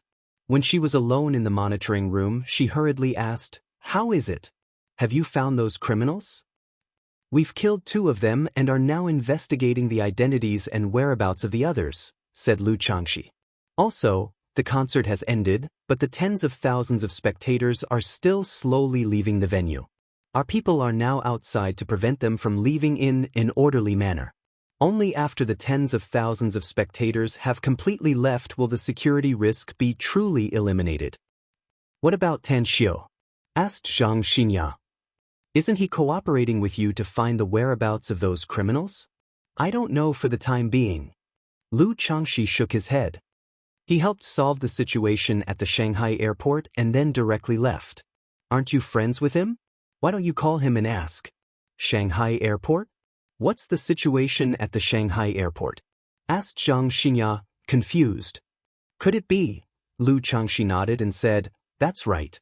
Those extremists are insane. Even at the Shanghai airport? Forget it. Let's not talk about it. In short, if it weren't for Tan Xiu today, I'm afraid we would have been in big trouble. It was him who saved the lives of tens of thousands of people tonight." Tens of thousands of people? Not only was Zhang Xinya not happy after hearing it, but she even shuddered instead.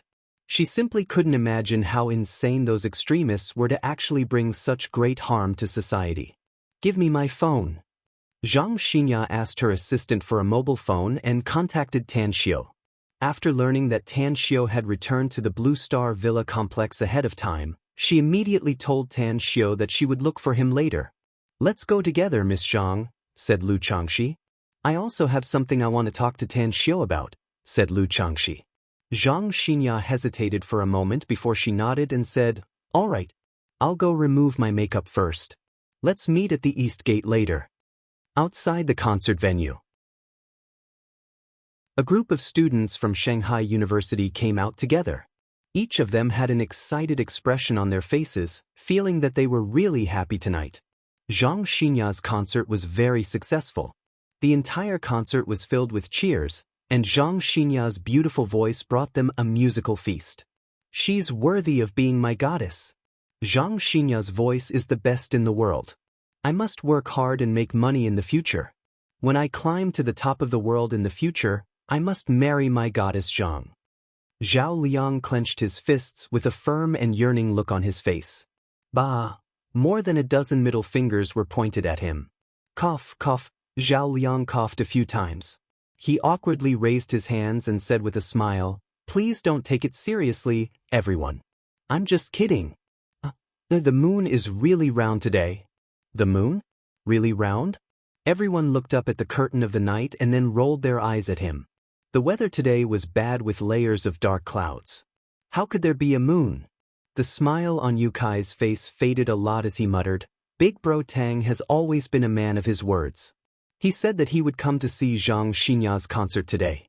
How come I haven't seen him yet? Could it be that he was delayed by something?" Hu Qingsong stared blankly for a moment before he nodded and said, "That's right. Big Bro Tang has always been a man of his words. We reserved our seats for him from the beginning to the end, but he didn't come. I'm afraid that something really happened. How about we call him and ask?" "All right."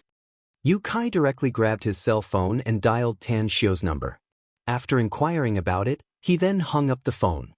He then looked at everyone and said, "Big Bro Tang really has something to do. He's in Blue Star Villa complex now. Our dormitory is closed now. How about we go to his place for the night? We have so many people. Big Bro Tang's place may have a lot of rooms, but we still can't stay there, right?" Hu Qingsong hesitated. Yu Kai hesitated for a moment and said, "It should be no problem. We have 3 dormitories and 12 people in total. 2 people sharing a room should be no problem. Anyways, let's go to Big Bro Tang's place first. If we really can't stay there, we'll find a hotel nearby." "Let's go," Hu Qingsong nodded. 3 cars and 12 people quickly rushed toward Blue Star Villa complex. At the backstage of the New World Center concert. In the monitoring room, Lu Changxi and more than a dozen members of the security department had repeatedly watched dozens of surveillance videos twice. What made them dumbfounded was that they couldn't find the 4 men who were taken away. Even the 8 mysterious women seemed to have disappeared into thin air. There was no sign of them leaving. What was most unbelievable was that the people from the security department and the police still couldn't find any trace of them even after a carpet search in the vicinity. Chief Lu, take a look at these 2 people. Their movements are very suspicious. But the surveillance footage never captured their faces. They're the same as the 8 mysterious women, and there's no sign of them leaving, said a member of the security department while pointing at the 2 figures on the screen. Lu Changxi carefully watched the footage for more than 10 seconds. Then, he forced a smile and said, "Who are these people? They seem to be very clear about the cameras in the surroundings, and they're deliberately avoiding the surveillance footage. If my guess is correct, those 4 men who were taken away should be extremists. However, apart from the people from our security department and the police, no one else is involved in this operation." Suddenly, his words came to a halt as a young and handsome face appeared in his mind. Tan Xiu? Could it be? Lu Changxi quickly grabbed his coat and shouted in a deep voice, "Come with me to the Blue Star Villa complex. The rest are responsible for the aftermath." Blue Star Villa complex. Tang Xiu, Li Laozhan, as well as his female secretary, sat around the dining table and ate the delicious dishes on the table. The 5 little guys, who had never eaten such good food before, wolfed it down with grease dripping from their mouths. Ding dong. The doorbell of the villa's courtyard rang. Tan Xiu directly took out the key and pressed the button on it. Then, he stood up and asked with a confused expression, "It's so late. Who's coming?" "Brother Tang, you're a busy man," said Li Laozhan with a smile. "You don't need to worry about me. You don't have to worry about me. We'll leave once we're full." Tan Xiu faintly smiled. Just as he walked to the villa's entrance, he saw 3 cars quickly drive in. After they parked, a group of people got off. "Big Bro Tang, you're really at home," Hu Qingsong's coarse voice called out loudly. "Something happened at home, so I rushed back from the New World Center," said Tan Xiu with a smile. "But have you finished watching the concert?" "Yeah," said Hu Qingsong. "You've always been a man of your word, but you broke it today. We were afraid that something happened to you, so we hurried over." "It smells so good. Are you having dinner?" "Several friends have come," said Tan Xiu with a smile. "Come on in." Tang Xiu smiled and said, "Sorry, yesterday's update was not successful. I just found out that there are 2 updates today, 8:30 a.m. and 5 o'clock p.m.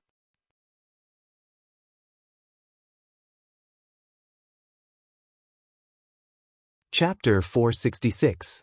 At this moment, Hu Qingsong's group found 4 bodyguards in black suits standing in the courtyard. They looked at Tan Xiu with a strange expression and then followed Tan Xiu into the villa's hall. Hu Qingsong, Zhao Liang, Mu Weining, and the others had been to Tan Xiu's villa, but Zhao Liang's other 3 roommates had never been here. Although they heard that Tan Xiu lived in the Blue Star Villa complex on the way, they didn't expect it to be so luxurious. After entering the hall, they were just like Granny Lu entering the Grand View Garden, shocked and at a loss. "Brother Tang, who are they?" Li Laozhan came out of the dining room and immediately looked surprised upon seeing the group of people coming in. "Old Brother Li, they're all my schoolmates," said Tan Xiu with a smile. "This is Old Brother Li, my friend." "Hello, Old Brother Li."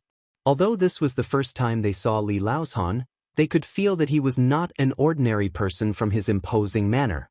Coupled with the 4 bodyguards in the courtyard outside, they greeted him one after another. Li Laozhan said with a smile, "Hello. Do you want to have a drink together?" Hu Qingsong, Yu Kai, and the others looked at each other in dismay and immediately shook their heads. "It's too late today. I'll drink with you another day, Old Brother Li," said Yu Kai. "You guys chat then. I just came here from another place and I'm starving, so I won't entertain you," Li Laozhan said with a smile. Everyone looked at Li Laozhan's round waist and broad shoulders, as well as his plump face. They were secretly speechless. He was already so fat, how could he be called so hungry that his chest was sticking to his back? Then what about their small bodies? Alright, take a seat. Tan Xiao waved his hand and said with a smile. After everyone took a seat in the living room, Yukai curiously asked, Big Bro Tang, who is this old brotherly? Those 4 in the courtyard should be his bodyguards, right? Also, the belle who just came out with him seems to be his secretary or assistant. Tan Xiao gave a thumbs up and said with a smile, Your eyes are quite sharp. Brotherly is a northerner, a big boss in the steel business. Hu Qingsong's expression suddenly changed. He slapped his forehead and exclaimed, I remember who he is. No wonder I felt that he looked familiar. Li Laoshan was a steel tycoon in the northeast with assets of tens of billions. He was definitely a great figure. I once saw an interview with him in an economic report. Oh my god. Big Bro Tang, aren't you too amazing?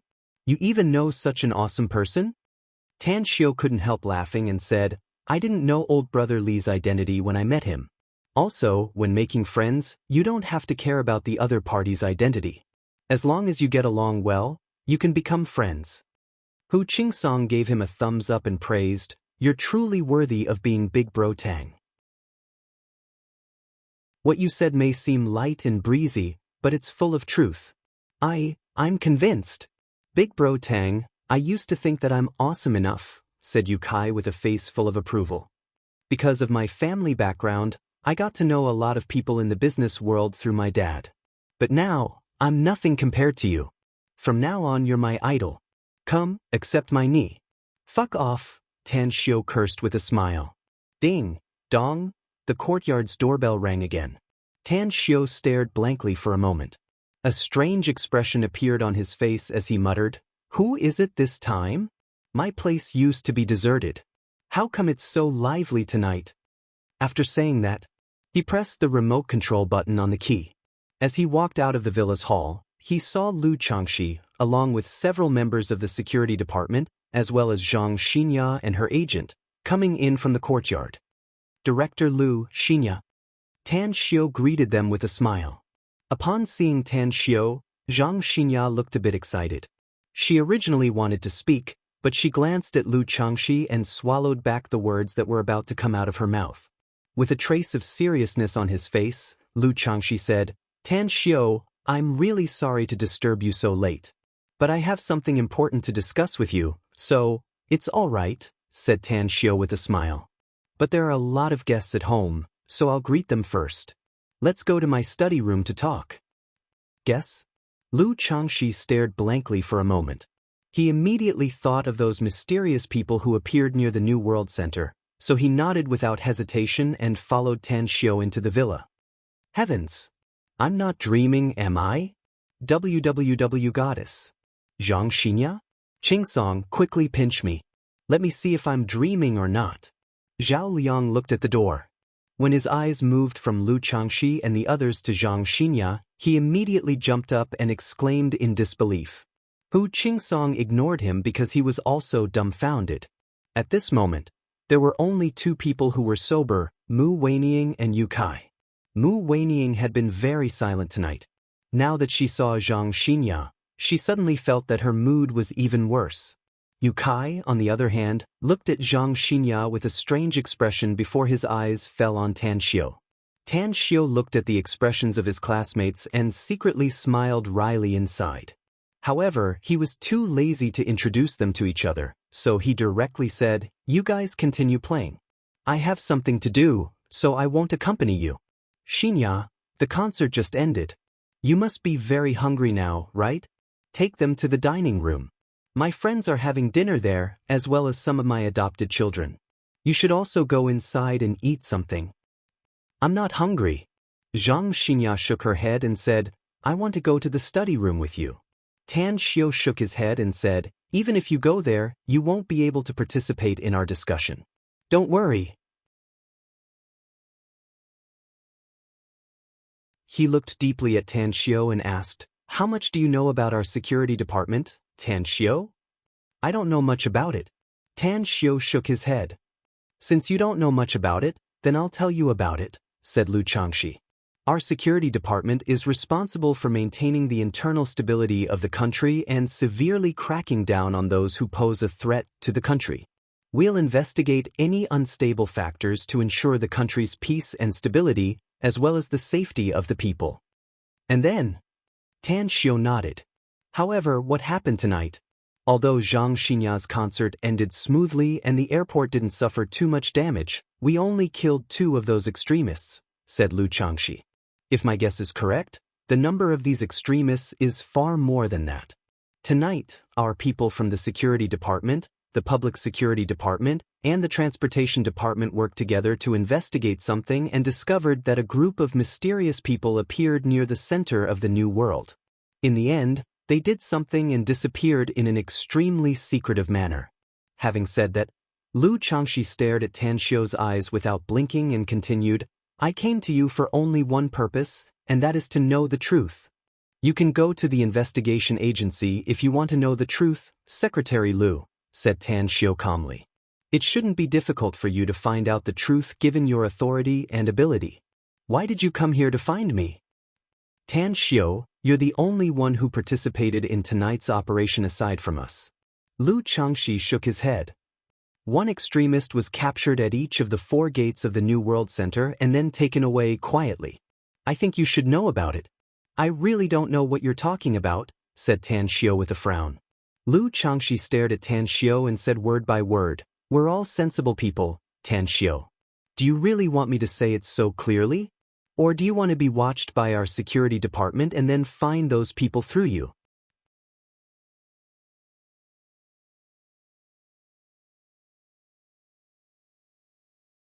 Chapter 467.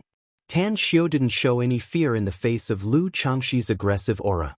Instead, he maintained his composure and calmness as he replied indifferently, I really don't know what you're talking about, Minister Lu. But I'm sure that you're threatening me. You can consider it as me threatening you, said Lu Changxi seriously. Tan Xiu was silent for a moment before he suddenly smiled and said, I'm very timid and afraid of running into trouble. However, I also have an advantage, and that is, I'm not afraid of threats. You may be a member of the state security, but you'll have to weigh the consequences if you want to find trouble with me without any evidence. The Tang family may not be as strong as before, but a starving camel is still bigger than a horse. You should know this truth. Lu Changxi's expression changed and a bit of anger appeared in his eyes. In the past, he was the one threatening others, but now Tan Xiu was threatening him. The most important thing was, Tan Xiu's threat was very effective. Although he was a member of the state security, he knew the political affairs better than anyone else. Once the Tang family exerted their power, it would bring him a lot of trouble, and it would be a problem if he could keep his post. 2 minutes of silence passed. Finally, Lu Changxi forced a smile and shook his head. I can understand a lot of people, Tan Xiu, but I can't understand you. If I didn't know that you're only in your early 20s, I would have thought that you're an old man full of wisdom. I apologize for what I just said, but I hope you can understand my difficulties. I can't eat or sleep in peace without investigating the whereabouts of those mysterious people and the remaining extremists. Tan Xiu calmly said, What I can tell you is that those mysterious people have nothing to do with me. As for those extremists, their corpses have probably vanished into thin air. In short, the matter about those extremists ends here. What? Lu Changxi abruptly got up with disbelief in his eyes. He was a smart man, else he wouldn't have been able to sit at his current position. From Tan Xiu's words, he already knew the fate of the remaining extremists. Tan Xiu said, Minister Lu, I've said what should be said, and I've also said what shouldn't be said. If you're still grateful to me for tonight, I hope this whole extremist thing is over. I, Tan Xiu, am an open and above-board person, and I guarantee that I will not do anything harmful to the country. So, you'd better not disturb my life in the future, and I won't give you any trouble. The corners of Lu Changxi's mouth twitched a few times. He really wanted to pry open Tan Xiu's brain and figure out the ins and outs of everything. He wanted to figure out the origins of those mysterious people. But he could not and did not dare to. Suddenly, he thought of something and said, Tan Xiu, since you've said so much, I have nothing else to say. However, you should reconsider the matter of you joining our security department. If possible, I sincerely hope that you can join us as soon as possible and do something for the country.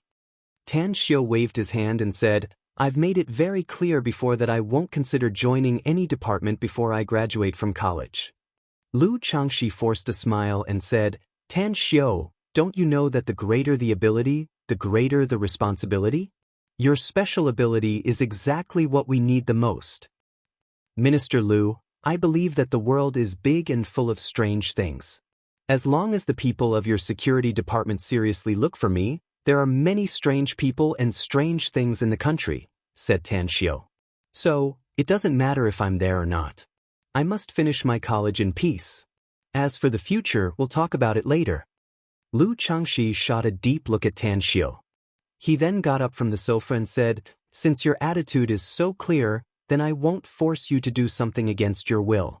Our security department will continue to investigate the information about those extremists.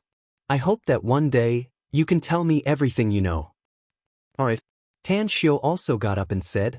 Shortly after, Tan Xiu sent the people of the security department away. When he returned to the living room, he learned that Li Laoshan had left with his men. He also left a message for Tan Xiu, inviting him to have lunch tomorrow. Tan Xiu, let's have a chat. Zhang Xinya spoke softly under everyone's gaze. Tan Xiu nodded. He then looked at Tang Xiaojin and the other 4 children around Zhang Xinya and said, It's very late now, so you need to rest. I'll wake you up at 4 o'clock tomorrow morning. All right. The 5 children were very obedient. Although they already liked the amiable Zhang Xinya in just half a meal, they still listened to Tan Xiu and returned to their respective rooms to rest.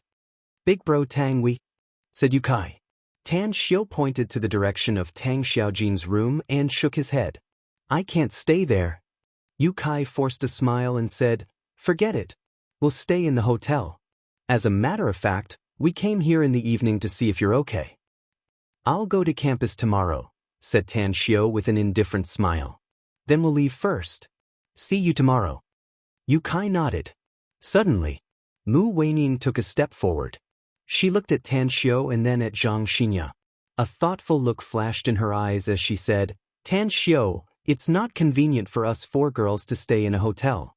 You have some rooms here, so it's okay for us to stay here, right?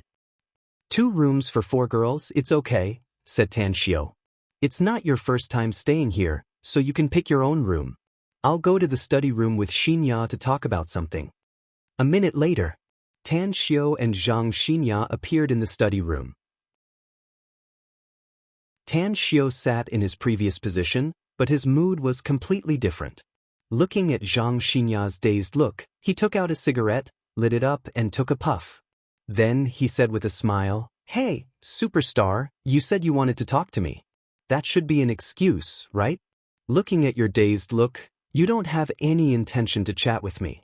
It's obviously an excuse to be alone with me. I say, don't tell me you've fallen in love with me? Zhang Xinya came back to her senses. Upon hearing Tan Xiu's words, she was at a loss whether she had to cry or laugh. You're really narcissistic, Tan Xiu.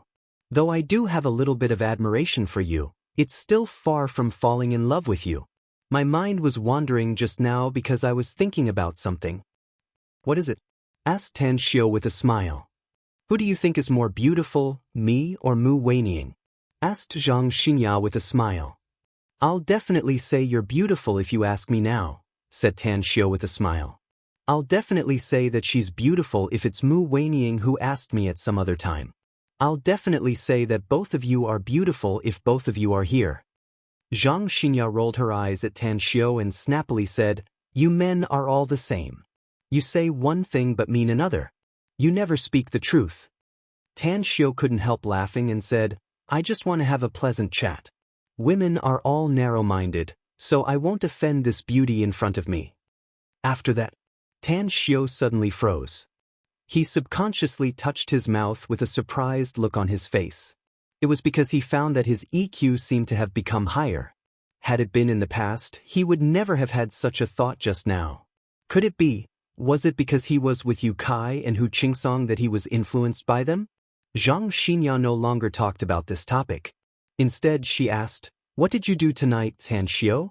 Minister Lu was very mysterious. I asked him some questions, but he only said a few words. "Those extremists are too terrifying. Have they been punished?" "Yeah, they all received their due punishment," said Tan Xiao. A complicated expression appeared on Zhang Xinya's face. She hesitated for a moment and then said, "Can you promise me a favor, Tan Xiao?" "Say it." Tan Xiao shrugged his shoulders and smilingly said, "It's a society ruled by law now, after all. I don't know what's the difference between your world and mine, but I still want to advise you not to kill people at will in the future," said Zhang Xinya. "Your personal strength is indeed very strong, and it's also good to have some subordinates. But compared to the big machine that is the country, it should be much worse. I'm afraid that one day you—" "I understand what you mean," said Tan Xiao with a faint smile. "I can tell you seriously that the people I killed were all people who deserved to die. Just like this time. Many people did die in my hands, but they were all executioners whose hands were stained with blood. If it weren't for my men tonight, I'm afraid your concert would have turned into hell on earth. At least tens of thousands of people would have been killed, and a large number of tourists at the airport would have also been killed. Also, let's talk about the incident in Hong Kong. The reason why I killed those people was that they almost killed people, and many people have been harmed by them. Killing a bad person can save a lot of good people. Do you think I should kill them?" "But aren't there police?" asked Zhang Xinya. "That's right. There are police," Tan Xiao said.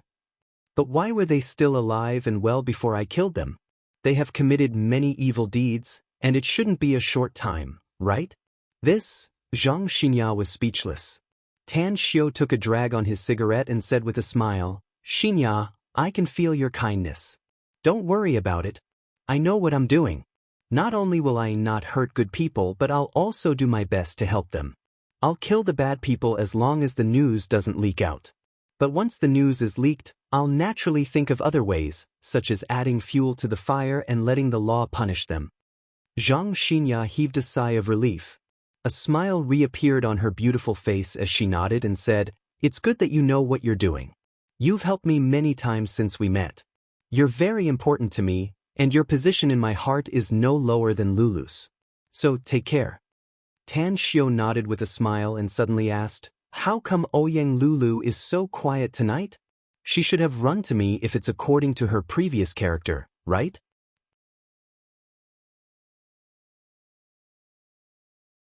Chapter 468. Lulu called me before my concert. She said that she had an urgent matter to deal with, so she couldn't attend my concert tonight, said Zhang Xinya with a chuckle. But she rushed to see me after the concert. Knowing that I'm coming to your place, she hurriedly went back. She came to Shanghai inexplicably and mysteriously, preparing for something. Tan Xiao asked, "Do you know what she's going to do?" Zhang Xinya shook her head and said, "I don't know. I just said that she'll surprise me in a few days." "Forget it. She likes to play mysterious, so let her be." Tan Xiao chuckled. "It's getting late, and we've talked about the topic you wanted to talk to me about. Are you going to stay here for the night? Or are you going to leave with your agent? Although the concert is over, we still need to settle the final accounts with our partners, so I won't be staying here tonight," said Zhang Xinya. "Since Li Laoshan has an appointment with you tomorrow at noon, let's have dinner together tomorrow night." "I found that there are a lot of dinners recently," said Tan Xiao with a smile. "All right, let's have dinner at the Everlasting Feast Hall if there are no special circumstances tomorrow night." They came to the first floor. To Tang Xiao's surprise, aside from Zhang Xinya's agent in the living room, Mu Weining had yet to rest. She was sitting on the sofa, quietly reading 2 fashion magazines. After sending Zhang Xinya out of the courtyard, he returned to the hall and looked at Mu Weining, who had already stood up and curiously asked, "Why aren't you resting yet?" "I'm not sleepy yet," said Mu Weining with a chuckle.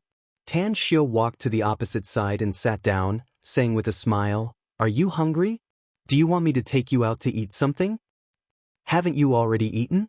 asked Mu Weining, surprised. "I only ate a few mouthfuls and drank 2 glasses of wine before you arrived," said Tan Xiao with a forced smile. You know what happened after that? I haven't eaten anything up until now. If that's the case, then let's go eat at the night market. Mu Weining chuckled. As far as I know, there's a street nearby with a very good barbecue. I haven't had a drink in a long time. I'd like some beer tonight. Did you watch Zhang Xinya's concert? Tan Xiao said with a smile. When we have time in the future, I'll invite Zhang Xinya to KTV to sing. At that time, I'll let her hold a solo concert for you. Mu Weining shook her head and said, on the contrary, not only am I not happy, but I'm also a bit depressed. I want to drink to drown my sorrows. Worried? Tan Xiao curiously said, people say that young people don't know the taste of sorrow.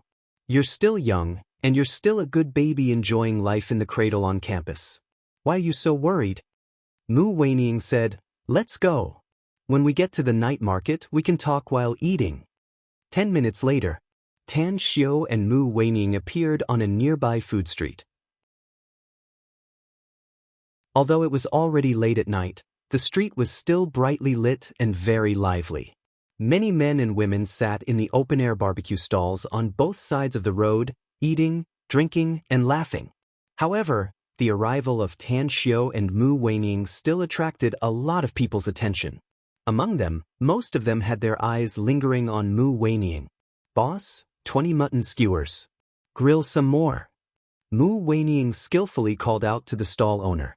She then pulled Tan Xiao's wrist and walked to a table in a remote corner. You seem to be very familiar with this place? Tan Xiao asked with a strange expression. Did you come here often before? Mu Weining shook her head and said, I've been here a few times with my dorm sisters. But it's my first time coming here this late. Tan Xiao smiled and ordered some more food. He opened the 2 bottles of beer sent by the barbecue stall owner.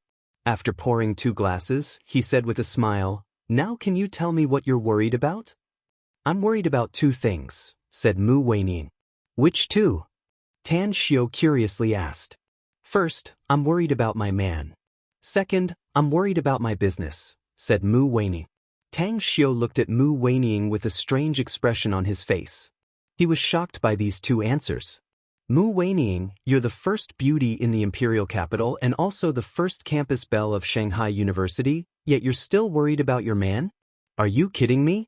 If you want a man, you can probably line up from our university to the imperial capital with just a flick of your finger. Mu Weining shot a meaningful look at Tan Xiao. She raised the glass and gulped down the beer inside. After putting down the glass, she said, so far, there's only one man who can make me feel good about him. But this man has too many beauties around him. All of them are top-notch beauties, which makes me feel very pressured. Who is it? Tan Xiao was surprised. That's all. He suddenly came to his senses and immediately forced a smile inwardly. In order to avoid embarrassment, he hurriedly changed the topic and said with a smile, you're not in a hurry to find a man. You're still young and have a lot of time to meet a lot of outstanding men in the future. Let's talk about business. Do you have a business yourself? Mu Weining could sense Tan Xiao's thoughts and secretly sighed inwardly. Since Tan Xiao didn't want to talk about this, she was smart and no longer said anything. She then replied, yeah, I started some small businesses during high school. Although the income was good and I didn't have to worry about food and clothing, I've been on the verge of bankruptcy ever since I met you in Tianjin City. I invested in some other businesses during the summer vacation, but the beginning is always the hardest and the business is just SOSO. What kind of business? Asked Tan Xiao. Clothing business, answered Mu Weining. Tan Xiao nodded and forced a smile. I don't know much about the clothing business, so I'm afraid I can't help you. However, you can tell me if you're short of funds. I don't have much money now, but it shouldn't be a problem for me to help you. Mu Weining shook her head and said, I may be facing bankruptcy, but I still have money to invest. It's just that a certain someone is giving me too much pressure. If I don't go all out to make money, the gap between me and him will only get bigger and bigger, which makes me very unwilling. Who's that certain someone? Asked Tan Xiao. Answered Mu Weining. Tan Xiao stared blankly for a moment before he couldn't help laughing. Don't compare yourself with me. A lot of my money has problems. Of course, it's not that it's illegal.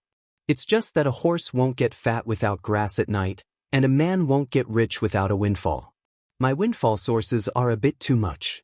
A smile outlined on the corner of Mu Weiniang's mouth as she chuckled and said, "Can you let me hitch a ride and follow you to earn some windfalls?" "Actually, I really don't want to earn those windfalls." Tan Xiu waved his hand and said, "It's those people who are eagerly sending themselves to my door, so I have no reason to refuse. We're all honest people, so it's better for us to think about how to make money smoothly and safely in the future. Forget it if you don't want to." Mu Weiniang smiled. "How about answering a question for me? Go ahead and ask." Tan Xiu said with a smile.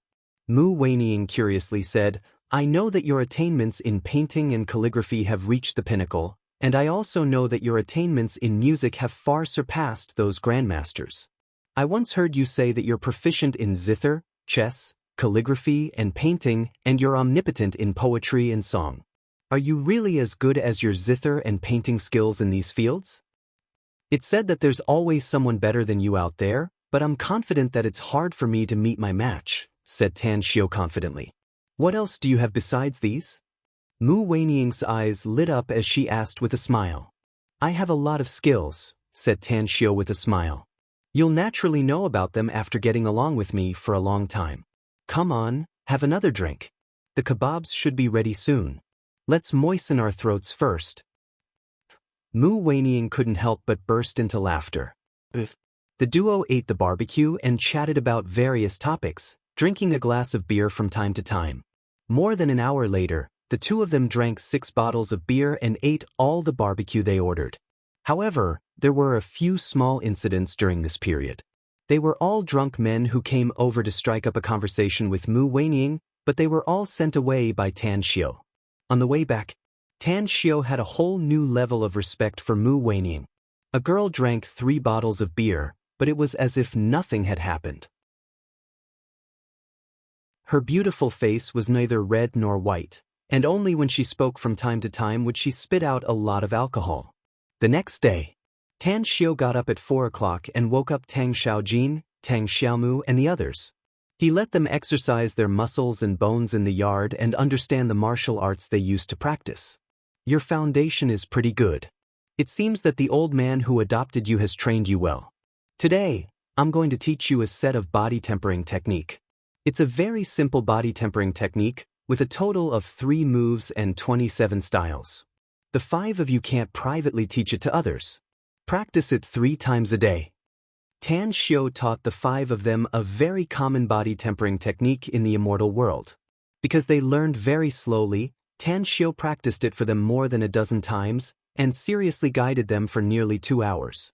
It was not until the sun rose in the east that they completely mastered this body tempering technique. "Mu Weiniang, the stealing is over. If you don't want to go back to sleep, wake up the 3 of them. I'll go out to buy breakfast later, and then we'll go to school together." Tan Xiu shouted to the window of a bedroom on the 2nd floor. Inside the window on the 2nd floor, Mu Weiniang blushed. Because she was a light sleeper, she was woken up by the conversation of Tan Xiu and Tang Xiaojin. After putting on her clothes, she leaned against the window and saw Tan Xiu teaching Tang Xiaojin's 5 children. At first, she just watched with a very funny attitude, but after watching a lot, she couldn't help but want to learn. In fact, more than half an hour ago, she memorized the 3 moves and 27 styles that Tan Xiu taught to Tang Xiaojin and the others, and quietly demonstrated them in the window. "Wait for me, I'll go wake them up, and then I'll go with you to buy breakfast." Mu Weiniang replied with a red face and immediately disappeared from the window. Breakfast. Tan Xiu and Mu Weiniang bought a lot, and it was very sumptuous.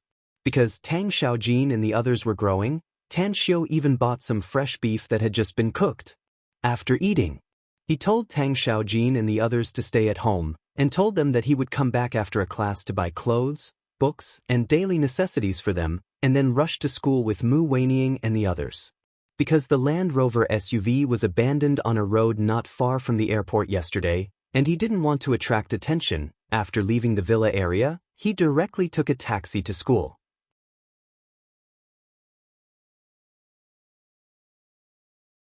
Chapter 469. Mu Weining was the first campus belle of Shanghai University and was the focus of everyone's eyes no matter where she went.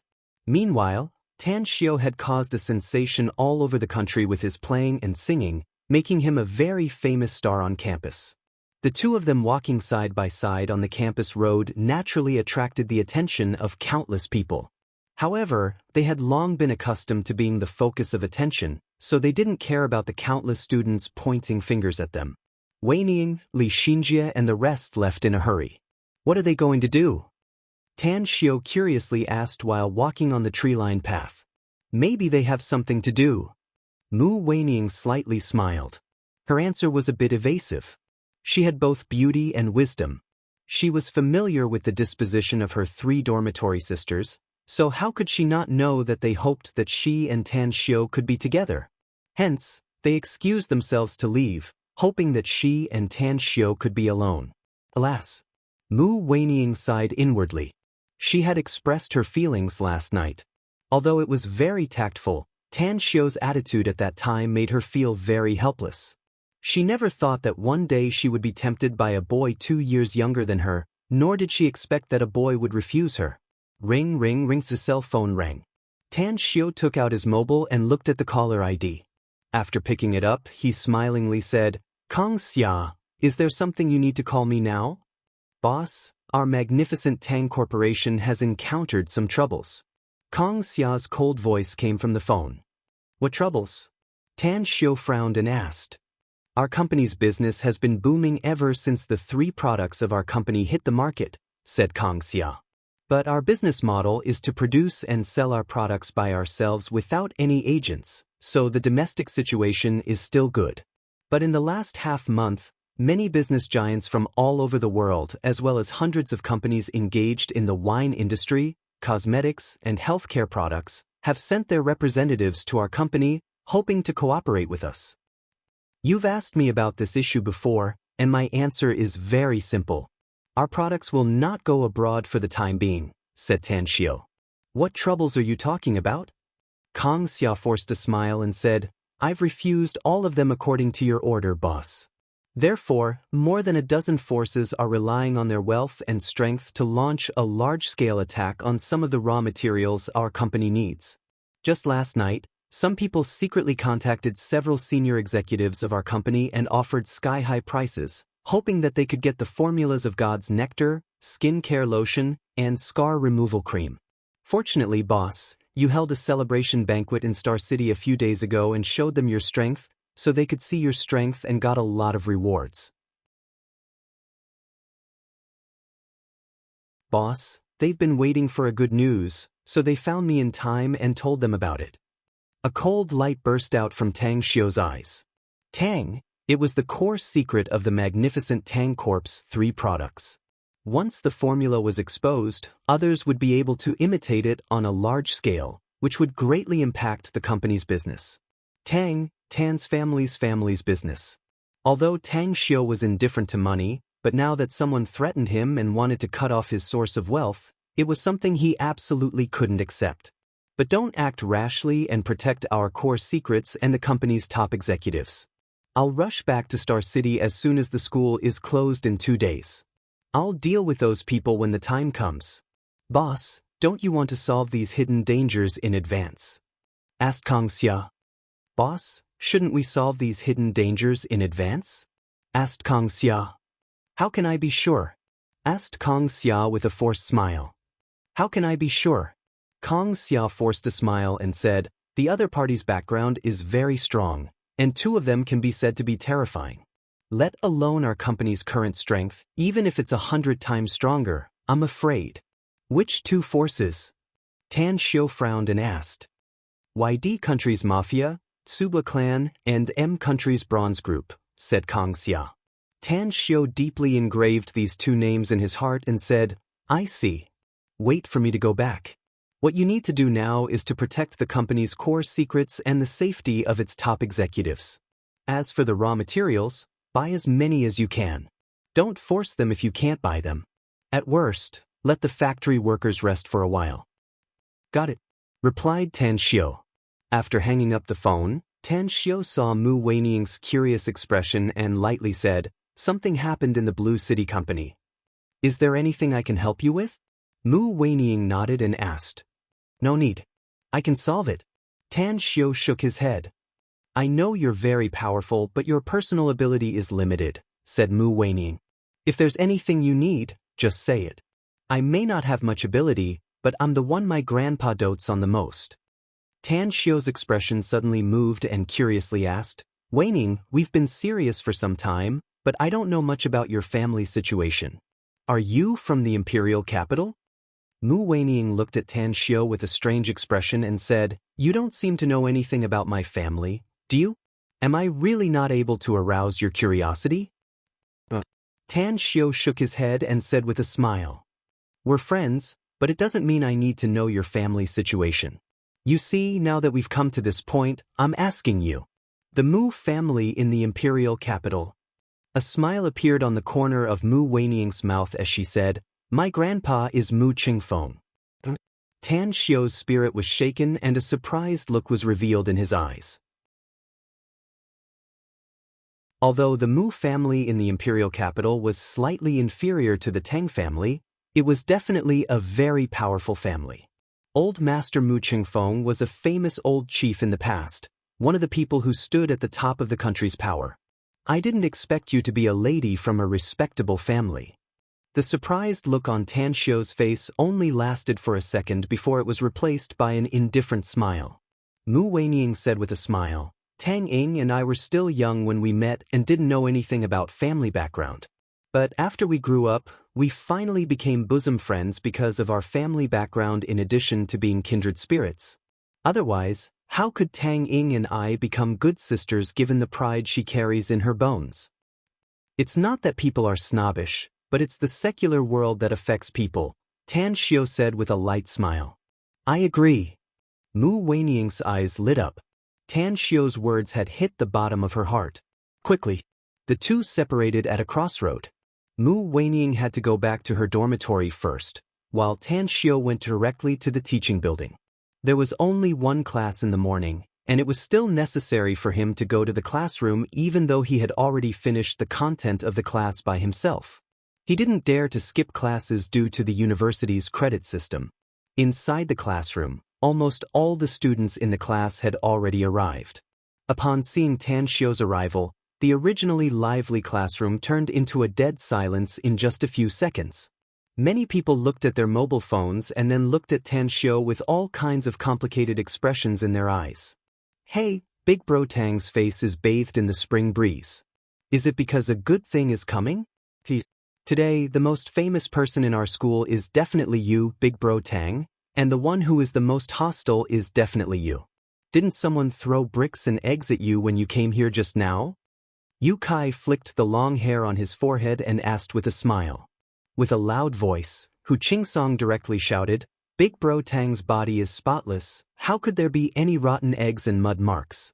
Those people are just jealous and envious, and they can't eat the grapes and say that the grapes are sour. Big Bro Tang, this old Hu, will say it here today. Whoever dares to make life difficult for you is also making life difficult for me, Hu Qingsong. That's right, and me too. Xue Chao also shouted loudly. Tan Xiu was at a loss whether he had to cry or laugh as he looked at the trio and asked, What the hell are you talking about? What's the most famous? What's the hostile? I didn't even drive my car today, and I've been low-key enough. Did I offend someone somewhere? Hu Qingsong raised his mobile phone and loudly said, Big Bro Tang, don't tell me you don't know? Our campus's forum has already turned upside down. You and Mu Weining came back from outside early in the morning. Even a fool can guess that you two were together last night. What can a man and a woman do together? You can imagine it with a little bit of imagination, right? In any case, the photos of you and the Belle coming back from outside the campus have already been posted on the campus's forum. I just looked at it, and there are at least nearly 100 posts about you two. The number of clicks and comments are simply skyrocketing. Tan Xiu rolled his eyes and took out his mobile phone to open the campus's forum. What made him speechless was that he had been bombarded with curses and curses in just a short time. Many male students were clamoring to find him and snatch Mu Weining from his hands. They're really a bunch of idiots who have nothing better to do after eating their fill and have nothing better to do. Tan Xiao shook his head and muttered. Then he loudly said, Students, please don't believe such groundless words. Mu Weining and I are absolutely a pure revolutionary friendship. We're martial siblings from the same school. We came back together because she stayed at my house last night. Oh, immediately. Apart from Yu Kai, Zhao Liang, and the others who had been to Tan Xiao's villa last night, everyone else let out a strange cry. A student with a beard shouted, Big Bro Tang, you're really awesome, aren't you? How long has it been since the start of the semester? You can even bring the Belle Mu home. Casanova, Idol, Big Bro Tang, please show some kindness and teach us bachelors. Do you want to be single? Tang Xiao rolled his eyes at him and snappily said, You're talking nonsense. What Casanova? What Idol? We're all classmates for life and relatives for 3 lifetimes. The boys are good friends and the girls are good sisters. I'll treat you to lunch at the campus snack street, and Yu Kai will pay the bill. Later, everyone will do a good deed and help me clear my grievances. Why are you treating me and I'm buying it? Yu Kai angrily shouted. Can I afford to treat these dozens of people? Tan Xiao lightly smiled and said, I'll take you there some other day. I'll pay.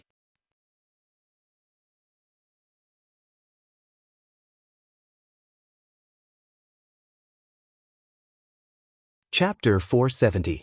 The thoughts of school students were actually very simple, especially the freshmen who had just entered the university. They had not been infected by the materialistic society and were even less snobbish. Just a small favor was enough to make all of them smile with satisfaction. Yu Kai was a local tyrant. This was something that all the students in the class knew. After all, it was absolutely rare for a freshman to drive a BMW. However, it was Yu Kai who paid, but it was Tan Xiao who was a good person. Tang Xiao spent a somewhat dull and boring class in the cheerful and harmonious classroom atmosphere. Then, he went to the school library. The library card he had applied for before had been approved, so he borrowed some books from the school library and hurriedly left the campus. Back to his residence. Tan Xiao looked at the 5 children who were wearing dirty clothes again and practicing martial arts in the yard. He clapped his hands and said with a smile, Go wash your face, I will take you to buy something.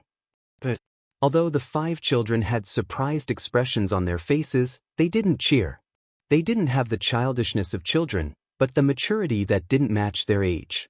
Looking at them, Tan Xiao was a little satisfied and distressed. Orphans. They had no relatives and had a rough life. Street children.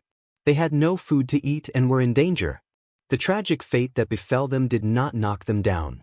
Even though they had been adopted, they had been homeless for a few months and had gotten into a gang fight over 2 packets of instant noodles. How sad and sorrowful was that? Tang Xiao calmly looked at their backs as they ran into the room.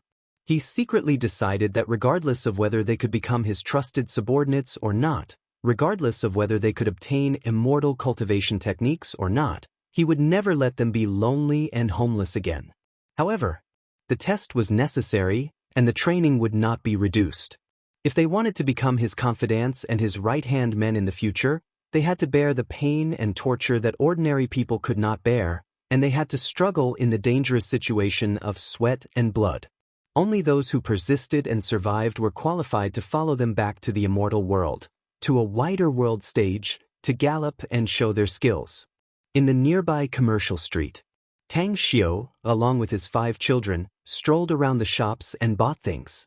Each child had 4 sets of clothes, shoes, socks, styles, and colors, all of which were chosen by the 5 of them. After learning that they had never gone to school, but they were literate, Tang Xiao also bought a lot of foreign language and mathematics textbooks. 2 hours later, it was already past 12 p.m.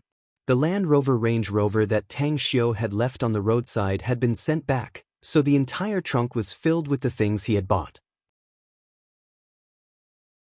Subsequently, as agreed with Li Laoshan, Tan Xiao directly went to the Everlasting Feast Hall with his 5 children. After learning from Qin and that Li Laoshan was staying in the ordinary box, he directly found the box and came to Li Laoshan. Old brother Li, I still have a lot of things to do in the afternoon, So I won't be drinking at noon, said Tang Xiu with a smile after pulling the chair and sitting across Li Laoshan. Li Laoshan nodded. He then rubbed his hands and said, Brother Tang, can we talk about this? Can you open the back door of your magnificent Tang Corporation and let me buy a batch of God's nectar? Old Brother Li, the production of God's nectar is very small, and the market is in short supply. Tan Xiu said with a smile. Even if I'm the owner of the magnificent Tang Corporation, I can't guarantee how much God's nectar we have for the time being. Alright, send someone to Star City to find Kong Xia and get 10 boxes of God's nectar. Consider it my compensation for not being able to accompany Old Brother Li to drink today. 10 boxes? Li Laoshan was overjoyed inwardly and smilingly said, Brother Tang, the price of God's nectar is not cheap, so I still have to pay for it. 10 boxes are enough. You don't know, but those businessmen in the north are proud to be able to drink God's nectar. If they treat their guests to a meal and bring God's nectar, the guests will definitely be satisfied. Even if it's a gift, it will give them a lot of face. After saying that, he winked at Tan Xiu and lowered his voice. Brother Tang, I'll tell you a secret. Nowadays, it's better to give God's nectar than money. It's because such a good wine is simply difficult to buy with money. It seems that God's nectar is really popular, Tan Xiu said with a smile. It's more than popular. It's simply sought after by countless people. Li Laoshan said. Unfortunately, the production of your magnificent Tang Corporation's God's nectar is too low. I've sent people to spend a lot of effort to finally get a box. Ever since I've drunk God's nectar, I don't even want to smell other wines. That's right, is your magnificent Tang Corporation short of money? If so, just tell me. Although I'm facing the auction, it's not a problem for me to take out several 100 million yuan to help your magnificent Tang Corporation add a few more God's nectar production lines. Don't worry, this old brother doesn't even want interest. You can decide the borrowing date. Old Brother Li, I'm not short of money. Tan Xiu said with a smile. The magnificent Tang Corporation has only been established for a short time, and it hasn't been in the wine business for a long time. It's a business, after all. Even if it's a good wine, it must be produced slowly. Otherwise, not only will you not be able to eat it in one mouthful, you will also choke to death. I appreciate your kindness, but I don't want to borrow money. After you finish drinking the God's nectar, you can directly go to Star City to find Kong Xia. Li Laoshan nodded thoughtfully and said, You're right. Alright, let's not talk about this. Tell me. Knock, knock. A knock on the door interrupted Li Laoshan's words. The box's door was pushed open as a young and beautiful woman in a red dress and red high-heeled shoes, with long flowing hair, walked into the box with a smile on her face. The clothes she was wearing were all branded, the handbags she was wearing were all luxury goods, and the jewelry she was wearing was also worth a lot of money. Dear, I'm not late, am I? The woman swayed her slender waist and slowly came to Li Laoshan's side. With a smile on the corner of his mouth, Li Laoshan slapped the woman's buttocks and smilingly said, You're not late. The dishes haven't been served yet. Brother Tang, let me introduce you. This is Wenwen, Sunwen. She's my woman in Shanghai. That's right, Shanghai's new home renovation company is a small company I opened here. She's responsible for helping me manage it here. Have a seat. Tan Xiu let out a faint smile and made a gesture. Tan Xiu didn't feel like paying attention to Li Laoshan's private life. Since she was Li Laoshan's woman, Tan Xiu wouldn't reject her. After greeting him, he lightly smiled and said, Old Brother Li is a man who knows how to enjoy life, though I didn't expect you to open a company in Shanghai. Li Laoshan could hear the hidden meaning in Tan Xiu's words.